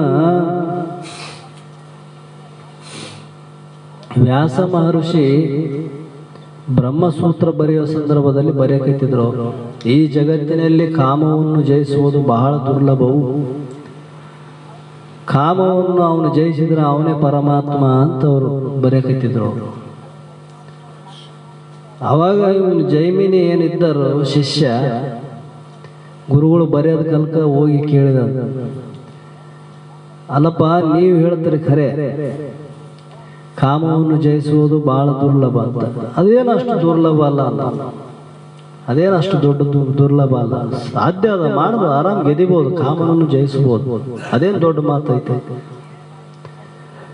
ಮತ್ತೆ ನನ್ನಲ್ಲೇ ಕೇಳಿದಂತ ಶಿಷ್ಯ ನನಗೆ ಸಂಶಯ ಮಾಡ್ತಾನಂದ ಮೇಲೆ ಮತ್ತೆ ಮುಂದೆ ನನ್ನ ಶಿಷ್ಯನೇ ನನಗೆ ನನ್ನ ಮಾತು ಒಪ್ಪಿಂಬಕ್ಕೆ ತಯಾರಿಲ್ಲ ಅಂದ್ಮೇಲೆ ನಾ ಬರ್ದದ ಗ್ರಂಥ ಮುಂದೆ ಒಪ್ತಾರಂಬುದು ಏನು ಗ್ಯಾರಂಟಿ ಐತಂತ ವ್ಯಾಸರಿಗೆ ಆಯ್ತಂತ. ಈಗ ನನ್ನ ಮುಂದೆ ಕುಂತು ಶಿಷ್ಯನೇ ನನ್ನ ಮಾತು ಒಪ್ಪಕ್ಕೆ ತಯಾರಿಲ್ಲ, ಒಂದೇಳಕ್ಕೆ ನಾ ಬರೆದ ಗ್ರಂಥದಲ್ಲಿ ಮುಂದೆ ಜಗತ್ತಿನಲ್ಲಿ ಮುಮುಕ್ಷುಗಳು ಸಂಶಯ ಪಡಬಹುದು ಅಂತ ಅದನ್ನು ಅಲ್ಲಿಗೆ ಬರೆದು ನಿಂದಿರಿಸಿದ್ರಂತ. ಹಂಗಂದ್ರೆ ಮತ್ತೆ ಒಂದ್ಸಲ ನೋಡೇ ಬಿಡಮ್ಮಪ್ಪ, ನೀ ಹೇಳಿದ ಮಾತು ಇರಬಹುದು, ಮತ್ತೆ ಒಂದ್ಸಲ ನೋಡಮ್ಮ, ಇರಲಿ ಸದ್ಯಗೆ ಈ ವಿಷಯ ಇಲ್ಲಿಗೆ ಇರಲಿ, ನಾನು ಸ್ವಲ್ಪ ದಿವಸ ತೀರ್ಥಯಾತ್ರೆಗೆ ಹೋಗಿ ಬರ್ತೇನಂತ ಹೇಳಿದ. ಬಂದ ಮೇಲೆ ಇದ್ರ ಬಗ್ಗೆ ವಿಚಾರ ಮಾಡಿ ಬರೆಯ. ನೀ ಹೇಳಿದ್ದಲ್ಲ ಕಾಮನನ್ನು ಜಯಿಸುವುದು ಬಹಳ ಏನು ದುರ್ಲಭ ಅಲ್ಲ, ಕಷ್ಟ ಏನಲ್ಲ, ಸರಳ ಐತೆ ಅಂತ ಹೇಳಿದ್ದೆ. ಇರಲಿ ತಂದು ವ್ಯಾಸರು ಅವರು ಅಲ್ಲಿಂದ ನಾನು ಹೋಗ್ತೀನಂತಂದು ತೀರ್ಥಯಾತ್ರೆಗೆ ಹೋಗ್ತೀನಂತ ಹೇಳಿ ಹೊಂಟರು. ಹೋಗಲ್ಕ ಅವ್ರಿಗೆ ಹೇಳಿ ಹೋಗಿದ್ರಲ್ಲ, ನಾವೊಂದು ಸ್ವಲ್ಪ ದಿವಸ ಆತದ ಬರಕಂತ ಹೋದ್ರು. ಒಂದೆರಡು ದಿವಸದಲ್ಲಿ ಅಲ್ಲಿ ಏನಪ್ಪ ಅಂದ್ರೆ ಇವನೇನು ಜೈಮಿನಿ ಇದ್ದ ಶಿಷ್ಯ, ಅಡಿವೆಗ ಅವರು ಆಶ್ರಮಗಳೆಲ್ಲ ಯಾರಿಲ್ಲದ ಸ್ಥಳದಲ್ಲಿ ಆಶ್ರಮಗಳು ಅಂತಲ್ಲೇ ಗುಡಿಸಿಲಕ್ಕೊಂಡು ಬ್ರಹ್ಮಚಾರಿ ನೋಡು ಮತ್ತೆ ಅವನು ಜೈಮಿ. ಅವಾಗ ಅಲ್ಲಿ ಗುಡಿಸಿಲಕ್ಕೊಂಡು ಕೇಶ ಅಲ್ಲಿದ್ದ ಆ ಕಾಡಿನಾಗ ಇದ್ದಕ್ಕಿದ್ದಂಗ ಬೋರ್ ಗರಿತಿತ್ತು ಮಳೆ, ಶಿಡ್ಲು ಗುಳುಗು ಅನೇಕ ರೀತಿಯಿಂದ ಮಳೆ ಬೋರ್ ಗರಿತಿತ್ತು, ಕತ್ತಲಾಗಿತ್ತು. ಅಂತ ಕತ್ತಲ್ದಾಗ ಮಳೆ ಬರೋ ಸಂದರ್ಭ ಒಬ್ಬ ಹೆಣ್ಮಗಳು ಏನಪ್ಪಾ ಅಂದ್ರೆ ಕಾಡಿನಾಗ ಇದ್ದಕ್ಕಿದ್ದಂತೆ ಬಂದ ಒಳ್ಳೆ ಯೌವನದ ಸ್ತ್ರೀಯಳು, 16-17 ವರ್ಷದ ಸ್ತ್ರೀಯಳು, ಯೌವನ ಸ್ತ್ರೀಯಳು, ಸುಂದರ ಸ್ತ್ರೀಯಳು. ಆ ಕಾಡಿನಾಗ ಇಲ್ಲಿಂದ ಬರಕತ್ತಿದ್ಲಕ್ಕೆ ಬಂದು ಅವನು ಗುಡಿಸಿನ ಮುಂದೆ ಹೋಗಿ ನಿಂತ್ಲಂತ. ಏನು ಗುಡಿಸಿಲಿತ್ತ ಆ ಗುಡಿಸಿನ ಮುಂದೆ ನಿಂತಲು. ಇವು ಒಳಗಿದ್ದ ಬಾಗಿಲು ಮುಚ್ಚಿಕೊಂಡು ಆ ಗುಡಿಸಿಲಿ ಬಾಗಿಲಿ ಬಡದ್ಲಕ್ಕೆ. ಆ ಬಾಗಿಲು ಬಡದ ತಕ್ಷಣ ಅವನು ಬಾಗಿಲು ತೆರೆದು ನೋಡ್ತಾನ. ಒಬ್ಬ ಸ್ತ್ರೀಯಳು, ಹೆಣ್ಮಗಳು ನೋಡಬಾರ್ದು ಅಂತ ತಲೆ ಕೆಳಗೆ ಮಾಡಿದ ಅವನು. ನೋಡಬಾರ್ದು, ಪರಸ್ತ್ರೀ ಚಲೋ ಅಲ್ಲ. ಅವಾಗ ಆಕೆ ಹೇಳಿಲ್ಲಂತ, ಇಲ್ರಿ ಮಳೆ ಬಹಳ ಬರಕೈತದ, ಸ್ವಲ್ಪ ಮಳೆ ನಿಂದ್ರತನ ನನಗೆ ಇಲ್ಲಿ ಒಂದಿರಕ್ಕೆ ಸ್ವಲ್ಪ ಅವಕಾಶ ಮಾಡಿಕೊಡ್ರಿ, ಮಳೆ ನಿಂತ ಮೇಲೆ ನಾ ಓದ್ತೀನಿ, ನಿಮ್ಮ ಅಪ್ಪಣೆ ಆದ್ರೆ ನಾ ಒಳಗೆ ಬರ್ತೀನಿ, ಇಲ್ಲಾಂದ್ರೆ ಇಲ್ಲ ಅಂತ. ಅವಾಗ ಸ್ವಲ್ಪ ಮಾರಿ ನೋಡಿದಂತ ನಾವು, ಮಾರಿ ನೋಡಿದ ಮೇಲೆ ಇರ್ಲಿ ಬಿಡ ಅಂತಂದು ಆಯ್ತು ಒಳಗೆ ಬರ್ರಿ. ಒಳಗೆ ಬಂದು ಆಕಿ ಶರೀರ ಎಲ್ಲ ತೋದೋಗಿರೋದ್ರಿಂದ ಅಂಗಾಂಗಗಳು ಇವನಿಗೆ ಆಕರ್ಷಣೆ ಆಗ್ತದೆ. ಕಾಮ ಅಂದ್ರೆ ಬರೀ ಸ್ತ್ರೀ ಅಂತಾನೆ ಅರ್ಥ ಅಲ್ಲ ಜಗತ್ತಿನಲ್ಲಿ, ಅದು ಎಲ್ಲ ಕಡೆ ತಿಳ್ಕೊಂಡು ಹೋಗ್ತದ. ಸ್ತ್ರೀನ ಯಾಕೆ ಇಟ್ಟರು ಅಂದ್ರೆ ಆಕರ್ಷಣೆ ಬಹಳ ಇರ್ತದ ಅಂತ ಇಟ್ಟಾರ ಮಹಾತ್ಮರು. ಬಾಯಿಲೆ ಹೇಳ್ಬೋದು ಬಹಳ ಸರಳ, ಸಂದರ್ಭ ಬಂದಾಗ ಅದನ್ನ ನಿಭಾಯಿಸೋದು ಲಾಗ ಹೊಡೆದೋಗ್ಯಾರ. ತಪಸ್ವಿಗಳಿಗೆ ಆಗಿಲ್ಲ, ಸಾಮಾನ್ಯರ ತಟ್ಟಿಗಿರಲಿ. ಅವಾಗ ಅವನು ಜೈಮಿನಿ ಮುಂದೆ ಸ್ತ್ರೀ ಆಕೆ ಕುಂತ್ಲಂತ, ಕುಂದ್ರಕ್ಕೆ ಅವಕಾಶ ಮಾಡಿಕೊಟ್ಟ. ಅವಾಗ ಅವನಿಗೆ ಅನಿಸ್ತಂತ, ನೋಡಿದ್ರಿ ಎಲ್ಲ ಏನಾಗ್ತಿದ್ದದು, ನೋಡಿದ್ರಿ ಏನಾಗ್ತದ, ಮಾತಾಡಿಸಿದ್ರೆ ಏನಾಗ್ತದ ನೋಡಮ್ಮ ಅಂತಂದು ನೋಡಿದ ಮೇಲೆ ಏನಾಯ್ತು ಅವನಿಗೆ, ನೋಡಿನಿ ಮಾತಾಡಿಸಿದ್ರೆ ಏನಾಗ್ತದ, ಮಾತಾಡ್ಸಮ್ಮ ಒಂದೆರಡು ಮಾತಾಡಮ್ಮಕಿನ ಕೂಡ. ಅವಾಗ ಮಾತು ಪ್ರಾರಂಭ ಆದಮೇಲೆ ನಡೆದ ವ್ಯವಹಾರ ಮುಂದೆ ಪ್ರಾರಂಭ. ಅವಾಗ ಮಾತು ಚಾಲಾದ್ರು, ನೀನು ಯಾರು, ಎಲ್ಲಿಂದ ಬಂದಿ, ಈ ಕಾಡಿನಾಗ ಯಾಕೆ ಬಂದಿ, ನಿಮ್ಮವ್ರು ಯಾರು ಇದಾರ ಅಂತಂದಾಗ ಅವಾಗ ಆಕೆ ಹೇಳಿಲ್ಲಂತ, ನನ್ನವ್ರು ಅಂಬೋರು ಯಾರಿಲ್ಲ, ನಾನು ಒಬ್ಬೇಕಿರೋಕ್ಕೆ, ಈ ಕಾಡಿನಾಗೆ ನಾವಿರ್ತೀವಿ, ಇಲ್ಲೇ ವಾಸ ಮಾಡೋರು, ಏನೋ ಇಂಥ ಸಂದರ್ಭಕ್ಕೆ ಬಂದಿದ್ದೆ, ಹಿಂಗೆ ಆಯ್ತು ಮಳೆ ಬಂತು, ನಿನಗಿಂದ ಮುಂದೆ ಯಾರಿಲ್ಲ, ನನಗಿಂದ ಮುಂದೆ ಯಾರಿಲ್ಲ. ಭಾಳ ಚಲೋ ಆಯ್ತು. ಅವಾಗ ಅವನಿಗೆ ವಿಚಾರ ಬಂತಂತ, ಇಷ್ಟು ಸ್ತ್ರೀ ಇಷ್ಟು ಸುಂದರ ಇದ್ದಾಳ, ಅವಾಗ ನಿನಗೆ ಮದುವೆ ಮಾಡ್ಕೊಂಬ ಇಚ್ಛೆ ಐತೇನೋ ಅಂತ ಮತ್ತೆ ಬರ್ಬೇಕಲ್ಲ ಮುಂದೆ, ಅದು ಕಾಮ ಉದ್ರೇಕ್ತ ಆದಂಗೆಲ್ಲ ಬರ್ತದ. ಅವಾಗ ಅವನಂದಂತ, ನಿನಗೆ ಮದುವೆ ಆಗಿದೇನೋ, ಮದುವೆ ಮಾಡ್ಕೊಂಬ ಇಚ್ಛೆ ಐತೇನಂದ್ರೆ, ನನಗೇನೋ ಮದುವೆ ಆಗಿಲ್ಲ, ಮದುವೆ ಆಗಬೇಕಂತ ಇಚ್ಛೆ ಐತೆ, ಅಂಥ ವರ ಸಿಕ್ಕರೆ ನಾ ಮದುವೆ ಆಗ್ತೀನಿ. ಅವಾಗ ಅವನಿಗೆ ಅನಿಸ್ತಂತ, ಇದೊಂದು ಮಾತು ಕೇಳೇ ಬಿಡಮ್ಮ, ಯಾಕೆ ಆಕಿಗೆ ಎಂಥ ವರ ಬೇಕಂತ, ನಿನಗೆ ಎಂಥಕ್ಕಿನ ಕೂಡ ಮದುವೆ ಆಗ್ಬೇಕಂತ ಅಪೇಕ್ಷೆ ಐತಮ್ಮ ಹೇಳ. ಅವಾಗ ಆ ಎಮ್ಮ ಇಲ್ಲ ಅಂತ, ಯಾವನು ನನಗೆ ಡುಬ್ಬದ ಮೇಲೆ ಕುಂದ್ರಿಸ್ಕೊಂಡು 3 ಸಲ ಪ್ರದಕ್ಷಿಣೆ ಆಗ್ತಾನ ಅಂಥವ್ನು ಕೂಡ ಮದುವೆ ಆಗ್ತೀನಿ ಅಂತ. ನಾನು ಡುಬ್ಬದ ಮೇಲೆ ಕುಂದಿರ್ತೀನಿ, 3 ಸಲ ಪ್ರದಕ್ಷಿಣೆ ಯಾರು ಆಗ್ತಾರಲ್ಲ ಅವನಿಗೆ ನಾನು ಮದುವೆ ಆಗ್ತೀನಿ. ಅವನಿಗೆ ಅನಿಸ್ತಂತ ಜೈಮಿನಿಗೆ, ಇಲ್ಲಿ ಯಾರು ನೋಡ್ತಾರೆ ಕಾಡಿನಾಗ ಗುಡಿಸಿನಾಗ, ನಾನು ಡುಬ್ಬದ ಮೇಲೆ ಕುಂದಿರ್ಸ್ಕೊಂಡಿದ್ದೆ, ತೆರೆ ಮೇಲೆ ಕುಂದಿರ್ಸ್ಕೊಂಡಿದ್ದೆ, ಇಷ್ಟೇ ಅಲ್ಲ, ಇನ್ನು ಕುಂತು ಬಿಡು, ಆಯ್ತು ನಾ ಬಗ್ಗೆನ ಕುಂದ್ರು ಬಾ ಡುಬ್ಬದ ಮೇಲೆ ಅಂತ. 3 ಸಲ ಹಿಂಗೆ ತಿರುಗಾದ್ರಾಗ ಆ ಡುಬ್ಬದ ಮೇಲಿಂದ ಇಳಿದು ನಿಂತಾರಂತ ವ್ಯಾಸ ಮಹರ್ಷಿ, ತಪಸ್ವಿಗಳು ಅವರು. ಅವಾಗ ಅಂದ್ರಂತ, ಏನೋ ಜೈಮಿನಿ ಅದೇನು ದುರ್ಲಭ ಅಂದಲ್ಲ ಅನ್ನಂತ. ಯಪ್ಪ ತಪ್ಪಾಯ್ತು, ಕ್ಷಮ ಮಾಡೋದು. ಅದರಂಗ ಬಾಯಿ ಹರಿಕಲಿಂದ ಜಯಿಸೋದು ಬಹಳ ಸರಳ. ಅದಕ್ಕೆ ನಿಜಗೊಂಡ್ರು ಹೇಳ್ಯಾರ ಅವರು, ಬಿಡಬಹುದು, ಕೇಳಬಹುದು, ಒಲಿದು ಬಿಡಬಹುದು, ತಿಳಿಯಬಹುದು, ಭೂತದೊಳದ ಏನೆಂದು ಅಹಂಕರಿಸಿದಿರೋದು ಆಶ್ಚರ್ಯ. ಇದು ಬುಡ್ತಿನಂಬೋದೇ ಬುಡಕ್ಕಾಗಂಗಿಲ್ಲ, ಹುಟ್ಟಿನಂಬೋದೇ ಬುಡಕ್ಕಾಗಂಗಿಲ್ಲ, ಅಷ್ಟು ಸುಲಭವಾದಂಥದ್ದು ಅಲ್ಲ.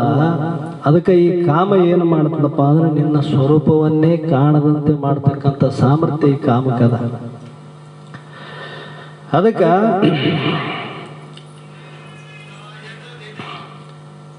ಅದರಂತೆ ಈ ಕಾಮದಿಂದ ಈ ಜ್ಞಾನವು ಮುಚ್ಚಲ್ಪಟ್ಟಿದೆ, ನಿನ್ನ ಸ್ವರೂಪವು ನಿನ್ನ ತಿಳಿಲಾರ್ದಂಗೆ ಮಾಡ್ತದ ನೋಡು. ಅದಕ್ಕೆ ಬಿಡಬೇಕು ಬಲು ಹಿಂದೆ, ತನ್ನಿರುವ ಕೆಡಿಸುವ ಕಾಮವಿದನ್ನು ಕಂಡು ಯೋಗಿ ಅಂತ ನಿಜಗೊಂಡ್ರು ಜೀವ ಸಂಬೋಧನದಲ್ಲಿ ಬರ್ಕೊಂಬಂದಲ್ಲ. ಬಲು ಹಿಂದೆ ಅಂದರೆ ಯಾವುದೇ ವಿಷಯದಲ್ಲಿ ಆಶಾರಹಿತನಾಗಿರಬೇಕು ಅಂದ್ರೆ ಅವರು ಸಂಸಾರದಲ್ಲಿ ಇರವಾಡ ಅಂತ ಹೇಳಿಲ್ಲ, ಸಂಸಾರದಲ್ಲಿ ಇದ್ರೂ ಕೂಡ ಆಶಾರಹಿತನಾಗಿರಬೇಕು. ವಿಷಯದಲ್ಲಿ ಎಲ್ಲಿವರೆಗೆ ಆಶಾ ಸಹಿತ ಇದ್ದೆ ಅಲ್ಲಿವರೆಗೆ ನಿನಗ ನಿನ್ನ ಸ್ವರೂಪ ತಿಳಿಲಾರ್ದಂಗೆ ಮಾಡ್ತದ. ಆವೃತ್ತಂ ಜ್ಞಾನಮೇತನ ಮೇತೇನ ಜ್ಞಾನಿನಂ ನಿತ್ಯವೈರಿಣ ಕಾಮರೂಪಿಣ ಕೌಂತೆಯೇ ಯದ್ ದೋಷರೇಣ ಅನಲೇಚತ ಅಂತ ಹೇಳ್ತಾನ. ಅನಲೇಚ, ಎಲೆ ಅರ್ಜುನ, ಅಗ್ನಿಯಂತೆ ಪೂರ್ಣಗೊಳ್ಳದ, ಅರ್ಥಾತ್ ಎಂದಿಗೂ ತೃಪ್ತಿಗೊಳ್ಳದ. ಇದು ಇತ್ತಂದ್ರೆ ಅವನು ಎಂದಿಗೂ ತೃಪ್ತಿ ಇರಂಗಿಲ್ಲ. ಅವನು ಏಟಿದ್ರು ಇನ್ನ ಅಲ್ಲಿ ಇಲ್ಲಿ ಬೇಕು ಅನ್ನೋದ್ರಾಗೆ ಇರ್ತದ ವೃತ್ತಿ. ಅದಕ್ಕೆ ಕಾಮರೂಪಿಯಾದ ಜ್ಞಾನಿಗಳು ನಿತ್ಯವೈರಿ ಎಂದು ಜ್ಞಾನಿಗಳು ತಿಳಿದಾರ ಅವರು. ಇದು ನಿಜವಾದ ವೈರಿ ಯಾವುದಪ್ಪ ಅಂದ್ರೆ ಇದು ವೈರಿ ನೋಡು, ಕಾಮ ಇತ್ತಂದ್ರೆ ಇದೇ ನಮ್ಗೆ ವೈರಿ ಅಂತ. ಜ್ಞಾನವನ್ನು ಆಚ್ಛಾದನ ಮಾಡ್ತಕ್ಕಂಥ ಸಾಮರ್ಥ್ಯ ಇದರಲ್ಲಿ ಅದ ಅಂತ ಹೇಳ್ತಾನೆ. ಅದಕ್ಕೆ ಇಂದ್ರಿಯಾಣಿ ಮನೋಬುದ್ಧಿ ರಸ್ಯಾದಿ ಅನಿಷ್ಟ ಮುಚ್ಚತೆ ಯತ್ರೈವಿಹ ಮುಹೂರ್ತೇಶ ಜ್ಞಾನಾಮೃತೇವ ದೇಹಿನಂ. ಇಂದ್ರಿಯಗಳು ಮನಸ್ಸು ಮತ್ತು ಬುದ್ಧಿ ಇತರ ವಾಸಸ್ಥಾನಗಳು ಎಂದು ಹೇಳಲ್ಪಟ್ಟಿದೆ. ಎಲ್ಲದ ಈ ಕಾಮಕ ವಾಸ? ಇಂದ್ರಿಯಗಳು, ಮನಸ್ಸು ಮತ್ತು ಬುದ್ಧಿ ಇದು ಎಲ್ಲಿ ವಾಸ ಮಾಡ್ತದ? ಅಲ್ಲೇ ವಾಸ ಮಾಡ್ತದ. ಅಲ್ಲಿ ವಾಸ ಮಾಡಿ ವೃತ್ತಿ ಪ್ರವೃತ್ತಿ ಮಾಡ್ತದ. ಈ ಕಾಮವು ಮನಸ್ಸು, ಬುದ್ಧಿ ಮತ್ತು ಇಂದ್ರಿಯಗಳ ಮೂಲಕ ಜ್ಞಾನವನ್ನು ಆವರಿಸಿಕೊಂಡು ಜೀವಾತ್ಮನನ್ನು ಮೋಹಗೊಳಿಸುತ್ತದೆ. ವಿಷಯದಲ್ಲಿ ಪ್ರವೃತ್ತಿ ಮಾಡ್ತದ, ವಿಷಯದಲ್ಲಿ ತನಗೆ ಅನುಕೂಲ ಬುದ್ಧಿಯನ್ನು ಹುಟ್ಟಿಸಿ ಅದರಲ್ಲಿ ರಾಗವನ್ನು ಉಂಟು ಮಾಡ್ತದ. ಆ ರಾಗದಿಂದ ಆ ವಿಷಯ ಪ್ರಾಪ್ತಿ ಆದಾಗ ಮೋಹ, ನನಗಿದ್ದದ್ದು ಇನ್ನೊಬ್ಬರಿಗೆ ಹೋಗಬಾರ್ದು. ಮತ್ತೆ ಅದು ಏನಾದ್ರೂ ತನಗೆ ಪ್ರಾಪ್ತಿ ಆಗದೇ ಇತ್ತಪ್ಪ ಅಂದ್ರೆ ಕ್ರೋಧ. ಈ ರೀತಿಯಿಂದ ಅನೇಕ ದುರ್ಗುಣಗಳಿಗೆ ಕಾರಣ ಮಾಡ್ತದ ಅಂತ ಹೇಳ್ತಾನ. ಅದಕ್ಕೆ ಇಂಥ ವೈರಿ ಗುಣಗಳಾದಂಥ ಈ ಗುಣಗಳನ್ನು ಅದರಿಂದಲೇ ಎಲೆಯ ಅರ್ಜುನ, ನೀನು ಮೊದಲು ಇಂದ್ರಿಯಗಳನ್ನು ವಶ ಮಾಡಿಕೊಂಡು ನಂತರ ಜ್ಞಾನ ಮತ್ತು ವಿಜ್ಞಾನಗಳನ್ನು ನಾಶ ಮಾಡುವ ಕಾಮರೂಪಿ ಪಾಪಿಯನ್ನು ಖಂಡಿತವಾಗಿ ಸಂಹಾರ ಮಾಡು. ಇಂದ್ರಿಯಗಳನ್ನು ನಿನ್ನ ಸ್ವಾಧೀನವನ್ನಿಟ್ಟುಕೊಂಡು ಮತ್ತು ಇಂಥ ಈ ಜ್ಞಾನಕ್ಕೆ ಪ್ರತಿಬಂಧಕ ರೂಪವಾದಂತಹ ಏನಿದಾವೆ ಇವು ಕಾಮ ಕ್ರೋಧಾದಿ ದುರ್ಗುಣಗಳು, ಇವುಟನ್ನ ನೀನು ನಾಶ ಮಾಡಕ್ಕೆ ಬರ್ತದಂದ್ರೆ ಅವರು. ಇಂದ್ರಿಯಗಳ ಸ್ವಾಧೀನ ಅಂದ್ರೆ ಏನು? ಇಂದ್ರಿಯಗಳು ಸ್ವಾಭಾವಿಕವಾಗಿ ಪ್ರವೃತ್ತಿ ರೂಪ ಇದಾವ. ಆದ್ರೆ ಆ ಇಂದ್ರಿಯಗಳ ಸೀಮಿತ ಇರಬೇಕು, ಅದಕ್ಕೊಂದು ಸೀಮೆ ಅಂತ ಇರಬೇಕು. ಯಾವ ವಿಷಯದಲ್ಲಿ ಎಷ್ಟು ಪ್ರವೃತ್ತಿ ಆಗ್ಬೇಕು ಅಷ್ಟೇ ಆಗ್ಬೇಕು, ಅದಕ್ಕಿಂತ ಮೇಲ್ಪಟ್ಟು ಬಿಡಂಗಿಲ್ಲ ತಿಳಿದಂಥವ್ರು ವಿವೇಕಿಶಾಲಿಗಳು. ಅದಕ್ಕೆ ಮುಮುಕ್ಷಿಗೂ ಮೊಟ್ಟ ಮೊದಲನೇದು ವಿವೇಕಾದಿ ಸಾಧನಗಳನ್ನು ಬೋಧ ಮಾಡ್ಯಾರ. ವಿವೇಕ, ವೈರಾಗ್ಯ, ಸಮಾಧಿ, ಷಟ್ ಸಂಪತ್ತಿ, ಮುಮುಕ್ಷತ್ವ, ಇವು 4 ಗುಣ ಉಳ್ಳವನೇ ನಿಜವಾದ ಮುಮುಕ್ಷು. ಇವನಿಗೆ ತೀವ್ರ ಮುಮುಕ್ಷು ಅನ್ನೋ ಕರೆಯುವರು. ಅಂದ್ರೆ ಇದೇ ಕ್ಷಣದಲ್ಲಿ, ಇದೇ ಲೋಕದಲ್ಲಿ, ಈ ಶರೀರದಲ್ಲೇ ತನ್ನ ನಿಜವಾದ ಸ್ವರೂಪವನ್ನು ತಿಳಿದು ಕೃತಾರ್ಥನಾಗುವಂಥ ತೀವ್ರ ಮುಮುಕ್ಷು ಉಳ್ಳವನು. ಈ ಗುಣಗಳು ಅಳವಟ್ಟುವಪ್ಪ ಅವನಿಗೆ ಅಂತಂದ್ರೆ ಅವನಿಗೇನು ಮೋಕ್ಷ ಅನ್ನುವಂಥದ್ದು ಅಸಾಧ್ಯ ಏನಲ್ಲ. ಅವನಿಗೆ ಸರಳವಾಗಿ ಪ್ರಾಪ್ತಿ ಮಾಡಿಕೊಂತ ಬಹಳ ಸರಳ ಆಗ್ತದೆ ಅವನಿಗೆ. ಆದ್ರೆ ಈ ಗುಣಗಳು ಬರೋದ್ರೆ ಎಣ ಮಕ್ಕೊಂಡು ಹೋಗ್ತಾವ, ಎಷ್ಟೋ ಮಂದಿಗೆ ಹೋಗ್ತಾವ. ವಿವೇಕ, ಪೂರ್ಣ ವಿವೇಕ, ದೃಢವಾದ ವಿವೇಕ ಸದೃಢವಾಗಿ ನಿಲ್ಲಬೇಕಾಗಿತ್ತಪ್ಪ ಅಂದ್ರೆ ವೈರಾಗ್ಯ ಆಶ್ರಯ ಇತ್ತಂದ್ರೆ ನಿಲ್ತದ ವಿವೇಕ. ಎಲ್ಲರಿಗೂ ವಿಷಯ ನಿಂದಿರ್ತವೆ ನಾವು ವಿವೇಕ. ಅದಕ್ಕೆ ಹೇಳ್ಯಾರಲ್ಲ ನಿಜಗೊಂಡ್ರು, ಇದು ವಿಷಯ, ಇದು ದುರ್ವಿಷಯ. ವಿಷಯದೊಳು ತಿಳಿಯುವಂತೆ ಮತ್ತೆ ವಿಷಯಗಳಲ್ಲಿ ಪ್ರವೃತ್ತಿ ಆಗ್ತಿತ್ತಪ್ಪ ಅಂದ್ರೆ ಅದು ವಿವೇಕ ಏನದು? ತಿಳಿದಾನ ಇದು ದೋಷ ಐತೆ ಅಂತ ಗೊತ್ತಾದ, ಇದು ಯೋಗ್ಯ ಅಲ್ಲ ಅಂತಾನು ತಿಳಿದಾನ, ಕೇಳ್ಯಾನ, ಇಲ್ಲ ಅಂತಿಲ್ಲ, ತಿಳ್ಕೊಂಡಾನ. ಆದ್ರೆ ಮತ್ತೆ ಅದ್ರಾಗ ಪ್ರವೃತ್ತಿ ಆತಿತ್ತಪ್ಪ, ಅದೇ ದೋಷ ವಿಷಯದಲ್ಲಿ ಇರುತ್ತೆ ಅಂದ್ರೆ ಅವನಿಗೆ ವಿವೇಕ ಅನ್ಬೇಕಲ್ಲ. ಇದು ಅಧರ್ಮ, ಇದು ಅನೀತಿ ಅಂತ ಗೊತ್ತಿದ್ರು ಅದರಲ್ಲೇ ಮತ್ತೆ ವೃತ್ತಿ ಪ್ರವೃತ್ತಿ ಆತಿತ್ತಂದ್ರೆ ಅವನೆಂತ ವಿವೇಕಿ ಅಂದ್ರೆ ಅವರು, ಅದು ವಿವೇಕ ಅಲ್ಲ. ಮತ್ತೆ ವಿಷಯದಲ್ಲಿ ನಿರಾಸಕ್ತನಂತೆ. ಏನಪ್ಪ, ಯಾವ ವಿಷಯದಲ್ಲಿ ನನಗೆ ಆಸಕ್ತಿ ಇಲ್ಲ ಅಂತ ಹೇಳೋದು, ಮತ್ತೆ ವಿಷಯದಲ್ಲಿ ಮೋಹ ಮಾಡೋದು. ಈ ವೈರಾಗ್ಯ ಹಿಂಗಿತ್ತಂದ್ರೆ ಅದು ವೈರಾಗ್ಯ ಆಗ್ತದೆ ಅನ್ನೋದು. ಎಲ್ಲಿ ವಿವೇಕ ದೃಢವಾಗಿ ನಿಲ್ತದ ಅಲ್ಲಿ ವೈರಾಗ್ಯ ತಾನಾಗಿ ಇರ್ತದ. ಆ ವಿಷಯಗಳಲ್ಲಿ ದೋಷವನ್ನು ಕಂಡು ಆ ವಿಷಯದಲ್ಲಿ ಪುನಃ ಕೂಡದಂಥದ್ದು ಬುದ್ಧಿ ಇರಬೇಕಲ್ಲಿ. ಅದಕ್ಕೆ ವಿವೇಕ.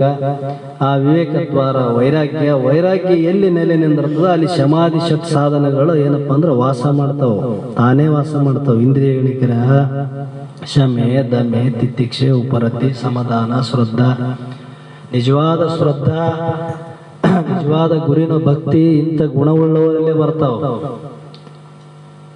ಗೊತ್ತಾಗ್ತದೆ ಜ್ಞಾನಿಗಳಿಗೆ ಇವ್ರ ಎಂಥ ಗುಣ ಇದಾವ, ಇವ್ರ ವಿವೇಕ ಎಷ್ಟದ, ಇವ್ರ ಬುದ್ಧಿ ಎಷ್ಟದ, ಇವ್ರು ಎಷ್ಟು ಶ್ರದ್ಧಾವಂತರು ಅಂಬುದು ಅವ್ರಿಗೆ ಗೊತ್ತಾಗ್ತದೆ. ಯಾಕಂದ್ರೆ ಅವರು ಶಬ್ದಗಳು ಅವ್ರ ಮೇಲೆ ಪರಿಣಾಮ ಆಗ್ತಾವ. ಇಲ್ಲಾಂದ್ರೆ ಏನಾಗ್ತದೆ, ಸುಮ್ಮನೆ ಏನಪ್ಪ ಅಂದ್ರೆ ಒಂದು ನಾಟಕದ ರೀತಿ ಬರ್ತಾವ, ಪಾತ್ರ ಮಾಡಿದಂಗೆ ಮಾಡೋದು, ಪಾತ್ರ ಮುಗಿಯೋಣ ಮತ್ತೆ ಎದ್ದು ಹೋಗ್ಬಿಡೋದು, ಹಂಗಾಗ್ತಾವ. ಇದು ಪರಿಣಾಮ ಆಗಂಗಿಲ್ಲ, ಜ್ಞಾನ ಪರಿಣಾಮ ಆಗಿಲ್ಲ. ನಷ್ಟ ಜ್ಞಾನಿಗಳಿಗೂ ಇಲ್ಲ, ಯಾರಿಗೂ ನಷ್ಟ, ಮುಮುಕ್ಷಿಗೂ ನಷ್ಟ ಐತೆ. ಅದು ಅದರಂಗ ಇಂದ್ರಿಯಗಳನ್ನು ವಶ ಮಾಡಿಕೊಂಡು ಜ್ಞಾನ ಮತ್ತು ವಿಜ್ಞಾನಗಳನ್ನು ನಾಶ ಮಾಡುವ ಈ ಕಾಮರೂಪಿ ವೈರಿಯನ್ನು ನಾಶ ಮಾಡು. ಇಂದ್ರಿಯಾಣಿ ಪರಾಣಿ ಇಂದ್ರಿಯ ಅಭ್ಯುಂ ಪರಂ ಮನಃ ಮನಮಸ್ತು ಪರ ಬುದ್ಧಿ ಬುದ್ಧಿಂ ಪರತಸ್ತುತ್ಸಹ ಅಂತ ಹೇಳ್ತಾನೆ. ನೋಡು, ಇಂದ್ರಿಯಗಳು ಈ ಶರೀರಕ್ಕಿಂತ ಇಂದ್ರಿಯಗಳು ಹೆಚ್ಚಿನವು. ಸ್ಥೂಲ ಶರೀರಕ್ಕಿಂತ ಇಂದ್ರಿಯಗಳು ದೊಡ್ಡವು, ಹೆಚ್ಚಿನವು, ಶ್ರೇಷ್ಠ. ಆ ಶ್ರೇಷ್ಠ ಬಲಯುತವಾದಂತಹ ಸೂಕ್ಷ್ಮ ಮತ್ತು ಎಂದು ಇಂದ್ರಿಯಗಳಿಗಿಂತ ಹೆಚ್ಚಿಂದ ಯಾವುದು ಮನಸ್ಸು, ಮನಸ್ಸಿಗಿಂತ ಹೆಚ್ಚಿಂದ ಯಾವುದು ಬುದ್ಧಿ. ಈ ಬುದ್ಧಿಗಿಂತಲೂ ಸಹ ಅತ್ಯಂತ ಹೆಚ್ಚಿದಾಗಿ ಅದೇ ಆತ್ಮ. ನೋಡು, ಯಾಕಂದ್ರೆ ಇವೆಲ್ಲ ವ್ಯವಹಾರ ಮಾಡಬೇಕಾಗಿತ್ತಪ್ಪ ಅಂದ್ರೆ ಅವನ ಆತ್ಮನ ಆಶ್ರಯದಲ್ಲಿ ಇವೆಲ್ಲ ವ್ಯವಹಾರ ಮಾಡ್ತಾವ. ಈ ಇಂದ್ರಿಯ ಸುಖಗಳಾಗಲಿ ಮನಾದಿ ವಿಷಯ ಸುಖಗಳ ಕ್ಷಣಿಕ ನಿನಗೆ ಸುಖ ಕಾಣ್ತಾವ ಅಷ್ಟೇ, ಮತ್ತೆ ಕ್ಷಣದಲ್ಲಿ ಇಲ್ದಂಗೆ ಆಗ್ತಾವ. ಆದ್ರೆ ಆತ್ಮ ಸುಖವನ್ನು ಹೊಂದಿದವನು, ಆತ್ಮದ ಜ್ಞಾನವುಳ್ಳವನು, ಅವನಿಗೆ ಸದಾ ನಿತ್ಯ ಕಾಲದಲ್ಲಿ ಆನಂದ ಸ್ವರೂಪದ ಅನುಭವವನ್ನು ಮಾಡ್ತಾನೆ. ಅದಕ್ಕೆ ಅಂತ ಶ್ರೇಷ್ಠವಾಗಿರುವಂತಹ ಆತ್ಮನಲ್ಲಿ ನೀನು ಪ್ರೀತಿ ಉಳ್ಳವನಾಗು. ಅನಾತ್ಮ ರೂಪಿಯಾದಂತಹ ಈ ಇಂದ್ರಿಯ ಸುಖಗಳ ಕಡೆ ನೀನು ಹೋಗಬೇಡ ಅಂತ ಹೇಳ್ತಾನೆ. ಇಂದ್ರಿಯಗಳಿಂದ ತೋರುವಂಥ ವಿಷಯ ಸುಖಗಳಲ್ಲಿ ನೀನು ಪ್ರವೃತ್ತನಾಗಬೇಡ. ಏವಂ ಬುದ್ಧೇ ಪರಾ ಬುದ್ಧ ಸಸ್ತ ಬಾಧ್ಯ ನ ಆತ್ಮನಾಂ ಜಹಿ ಶತ್ರು ಮಹಾಭಾವೋ ಕಾಮರೂಪ ದುರಾಸದಂ. ಅಂದ್ರೆ ಈ ಪ್ರಕಾರ ಬುದ್ಧಿಗಿಂತ ಹೆಚ್ಚಿನದು, ಅರ್ಥಾತ್ ಸೂಕ್ಷ್ಮ ಅಥವಾ ಎಲ್ಲ ರೀತಿಯಿಂದ ಬಲಾಢ್ಯ ಮತ್ತು ಶ್ರೇಷ್ಠವಾದ ನಿನ್ನ ಆತ್ಮವೆಂದು ತಿಳಿದುಕೊಂಡು ನೋಡಿ. ಎಲ್ಲದಕ್ಕಿಂತ ಸೂಕ್ಷ್ಮ, ಬುದ್ಧಿಕ್ಕಿಂತ ಸೂಕ್ಷ್ಮ ಐತೆ, ಬುದ್ಧಿನ ತಿಳಿಯಕ್ಕಾಗಂಗಿಲ್ಲ, ಅಷ್ಟು ಸೂಕ್ಷ್ಮ. ಅಂತ ಅದಕ್ಕಿಂತ ಸೂಕ್ಷ್ಮವಾಗಿರುವಂಥ ಆತ್ಮನು ಮೂಲಕ ಮನಸ್ಸನ್ನು ವಶ ಮಾಡಿಕೊಂಡು, ಎಲ್ಲಿಯಪ್ಪ ಮನಸ್ಸು ಏನು ವೃತ್ತಿ ಅದ, ಇದು ಬಹಿರ್ಮುಖದ ವೃತ್ತಿ, ಈ ವೃತ್ತಿ ಹೋಗಿ ಆತ್ಮಾಕಾರ ವೃತ್ತಿಯಲ್ಲಿ ಲಯ ಮಾಡು ಅಂದ್ರು ಅವರು. ಸ್ವಾಭಾವಿಕವಾಗಿ ಎಲ್ಲರೂ ಏನಪ್ಪಾ ಅಂದ್ರೆ ಪ್ರವೃತ್ತಿ ರೂಪ ವೃತ್ತಿ ಇರ್ತಾವ, ನಮಗೆ ಸಹಜ. ಮತ್ತೆ ನಾವು ಲೌಕಿಕ ವ್ಯವಹಾರದಲ್ಲಿ ಬಂದೀವಿ, ಜನ್ಮ ಜನ್ಮಾಂತದ ಸಂಸ್ಕಾರ ನಮ್ಗೆ ಉಂಟು. ಆ ಸಂಸ್ಕಾರಕ್ಕೆ ಅನುಗುಣವಾಗಿ ನಮ್ಮ ವೃತ್ತಿ ಪ್ರವೃತ್ತಿ ಬಹಿರ್ಮುಖ ವೃತ್ತಿ ಆದ ಸ್ವಾಭಾವಿಕ. ಆದ್ರೆ ಗುರುಶಾಸ್ತ್ರಾದಿಗಳಿಗೆ ಶರಣಾಗತನಾದ ಮೇಲೆ, ಗುರುಗಳಿಂದ ತತ್ವಜ್ಞಾನದ ವಿವೇಕವನ್ನು ನಮ್ಮಲ್ಲಿ ಉದಯ ಆದ ಬಳಿಕ ಅದೇ ಮನಸ್ಸಿನ ವೃತ್ತಿ ಏನಾಗ್ತದೆ ಅಂದ್ರೆ ಆತ್ಮನ ಕಡೆ ಪ್ರವೃತ್ತಿ ಆಗ್ತದೆ. ನಾನಂದ್ರೆ ಯಾರು, ನನ್ನ ಸ್ವರೂಪ ಏನು, ಈ ಶರೀರ ಅಂದ್ರೆ ಏನು, ಈ ಮನ ಬುದ್ಧಾದಿಗಳು ಏನು ಅಂತ ಇದರ ತಿರಸ್ಕಾರ ಮಾಡ್ತಾ ನಾನು ಆ ಸಚ್ಚಿದಾನಂದ ಸ್ವರೂಪ ಆತ್ಮನೇ ಇದ್ದೇನೆ ಎಂಬ ಚಿಂತನ ರೂಪ ಮನಸ್ಸಿನ ವೃತ್ತಿ ನಡೀತದೆ ಒಳಗೆ. ಬಹಿರ್ಮುಖದಲ್ಲಿ ಏನು ವ್ಯವಹಾರ ನಡೆದ, ಆದ್ರೆ ಅಂತರಂಗದಲ್ಲಿ ಮಾತ್ರ ಇದು ಸದಾವ ಕಾಲದಲ್ಲಿ ವೃತ್ತಿ ನಡೀತದ. ಈ ರೀತಿಯಿಂದ ವಶ ಮಾಡಿಕೊಂಡು ಎಲೆ ಮಹಾಭಾವವೇ ನಿನ್ನ ಶಕ್ತಿಯನ್ನು ಅರಿತುಕೊಂಡು ಈ ದುರ್ಜಯವಾದ ಕಾಮರೂಪಿ ಶತ್ರುವನ್ನು ನಾಶ ಮಾಡಿಕೋ ಅಂದ್ರು ಅವರು. ನಾವು ಏನ್ ತಿಳ್ಕೊಂಡಿವಿ, ಇದು ಹೋದ್ಮೇಲೆ ಅದು ಬರ್ತದ ಅಂತ ನಾವು ತಿಳ್ಕೊಂಡಿವಿ. ಇವ್ರು ಮಹಾತ್ಮರು ಏನ್ ಹೇಳ್ತಾರ, ಜ್ಞಾನಿಗಳು ಏನ್ ಹೇಳ್ತಾರ, ಇದು ಬೇಕೆಂಬ ಬುದ್ಧಿ ಯಾವಾಗ ಹೋಗ್ತದ, ನಿನ್ನ ನೀ ತಿಳಿದಂದ್ರೆ ಅವತ್ತಿದು ಎಲ್ಲ ಕೇಳ್ದ ಹೋಗ್ಬಿಡ್ತದಪ್ಪ ಅಂದ್ರು ಅವರು. ನಿನ್ನ ಯಥಾರ್ಥ ಸ್ವರೂಪ ನೀ ತಿಳಿದೆಲ್ಲ, ನಿನ್ನ ಬೇಕೆಂಬ ಬುದ್ಧಿ ತಾನಾಗಿ ನಷ್ಟ ಹೋಗ್ತದೆ. ಅಲ್ಲಿವರೆಗೆ ನಿನಗ ಒಂದೆಲ್ಲ ಒಂದು ವಿಷಯದಲ್ಲಿ ಪ್ರವೃತ್ತಿ ಉಂಟು ಮಾಡದೆ ಸ್ವಾಭಾವಿಕವಾಗಿ ಅದು ತೋರ್ತದೆ ನಮ್ಮಲ್ಲಿ. ಅದಕ್ಕೆ ಈ ವೃತ್ತಿಯಿಂದ ನೀನು ಬಿಡುಗಡೆಯನ್ನು ಹೊಂದುವುದಕ್ಕಿಂತ ನಿನ್ನ ಸ್ವರೂಪದ ಚಿಂತನದಲ್ಲಿ ನೀನು ಮಗ್ನನಾಗು. ನಿನ್ನ ಯಥಾರ್ಥ ಸ್ವರೂಪದ ಚಿಂತನವನ್ನು ನೀನು ಯಾವಾಗಲೂ ಸತತ ಮಾಡ್ತಾ ಇರು ಅಂತ ಇಲ್ಲಿ ಉಪದೇಶ ಮಾಡ್ತಾ ಬಂದರ ಇಲ್ಲಿಗೆ ಸಮಯ ಆಗ್ಯದ ಅಂತ ಹೇಳಿ ಶಾಸ್ತ್ರಕ್ಕೆ ವಿರಾಮ ಮಾಡೋಣ.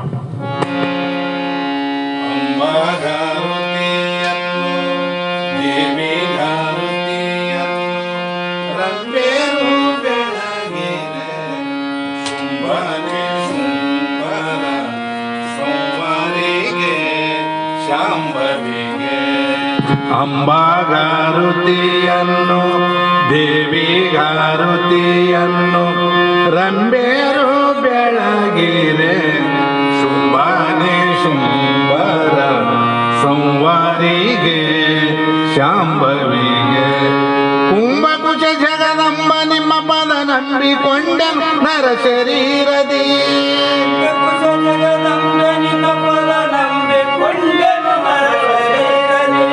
ಅಂಬುಕೇಶನ ರಾಣಿ ಶರಣರ ಬಿಂಬದಳು ನಲಿದಾಡು ಜನನೇ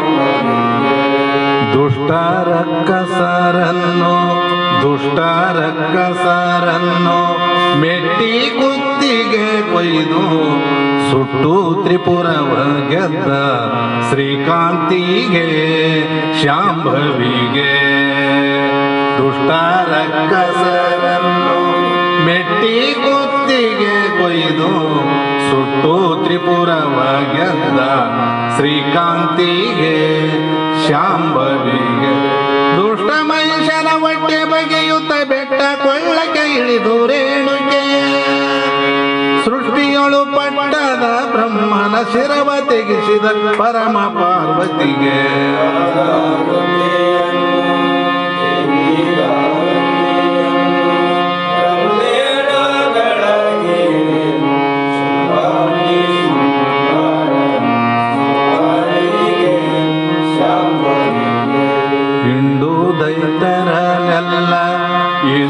ದೈತರನೆಲ್ಲ ಚಂಡಾಡಿ ಕೊರಳೋಡು ರುಂಡಮಾಲೆಯ ಧರಿಸಿದ ಚಾಮುಂಡಿಗೆ ಶಾಂಭವಿಗೆ ಮಂಡಲದಿ ಮೇರೆ ಬಂದ ಬಂಡರ ತುಂಡು ಮಾಡಿದ ಕಂಡ ದೇವತೆ ಪುಂಡಳಿಸಿ ಸುನಾಳದೀಶನ ಕಂಡೆ ನಿಮ್ಮಯ ಪಾದ ನೇತ್ರದಿ ಅಂಬಾಗಾರುತಿಯನ್ನು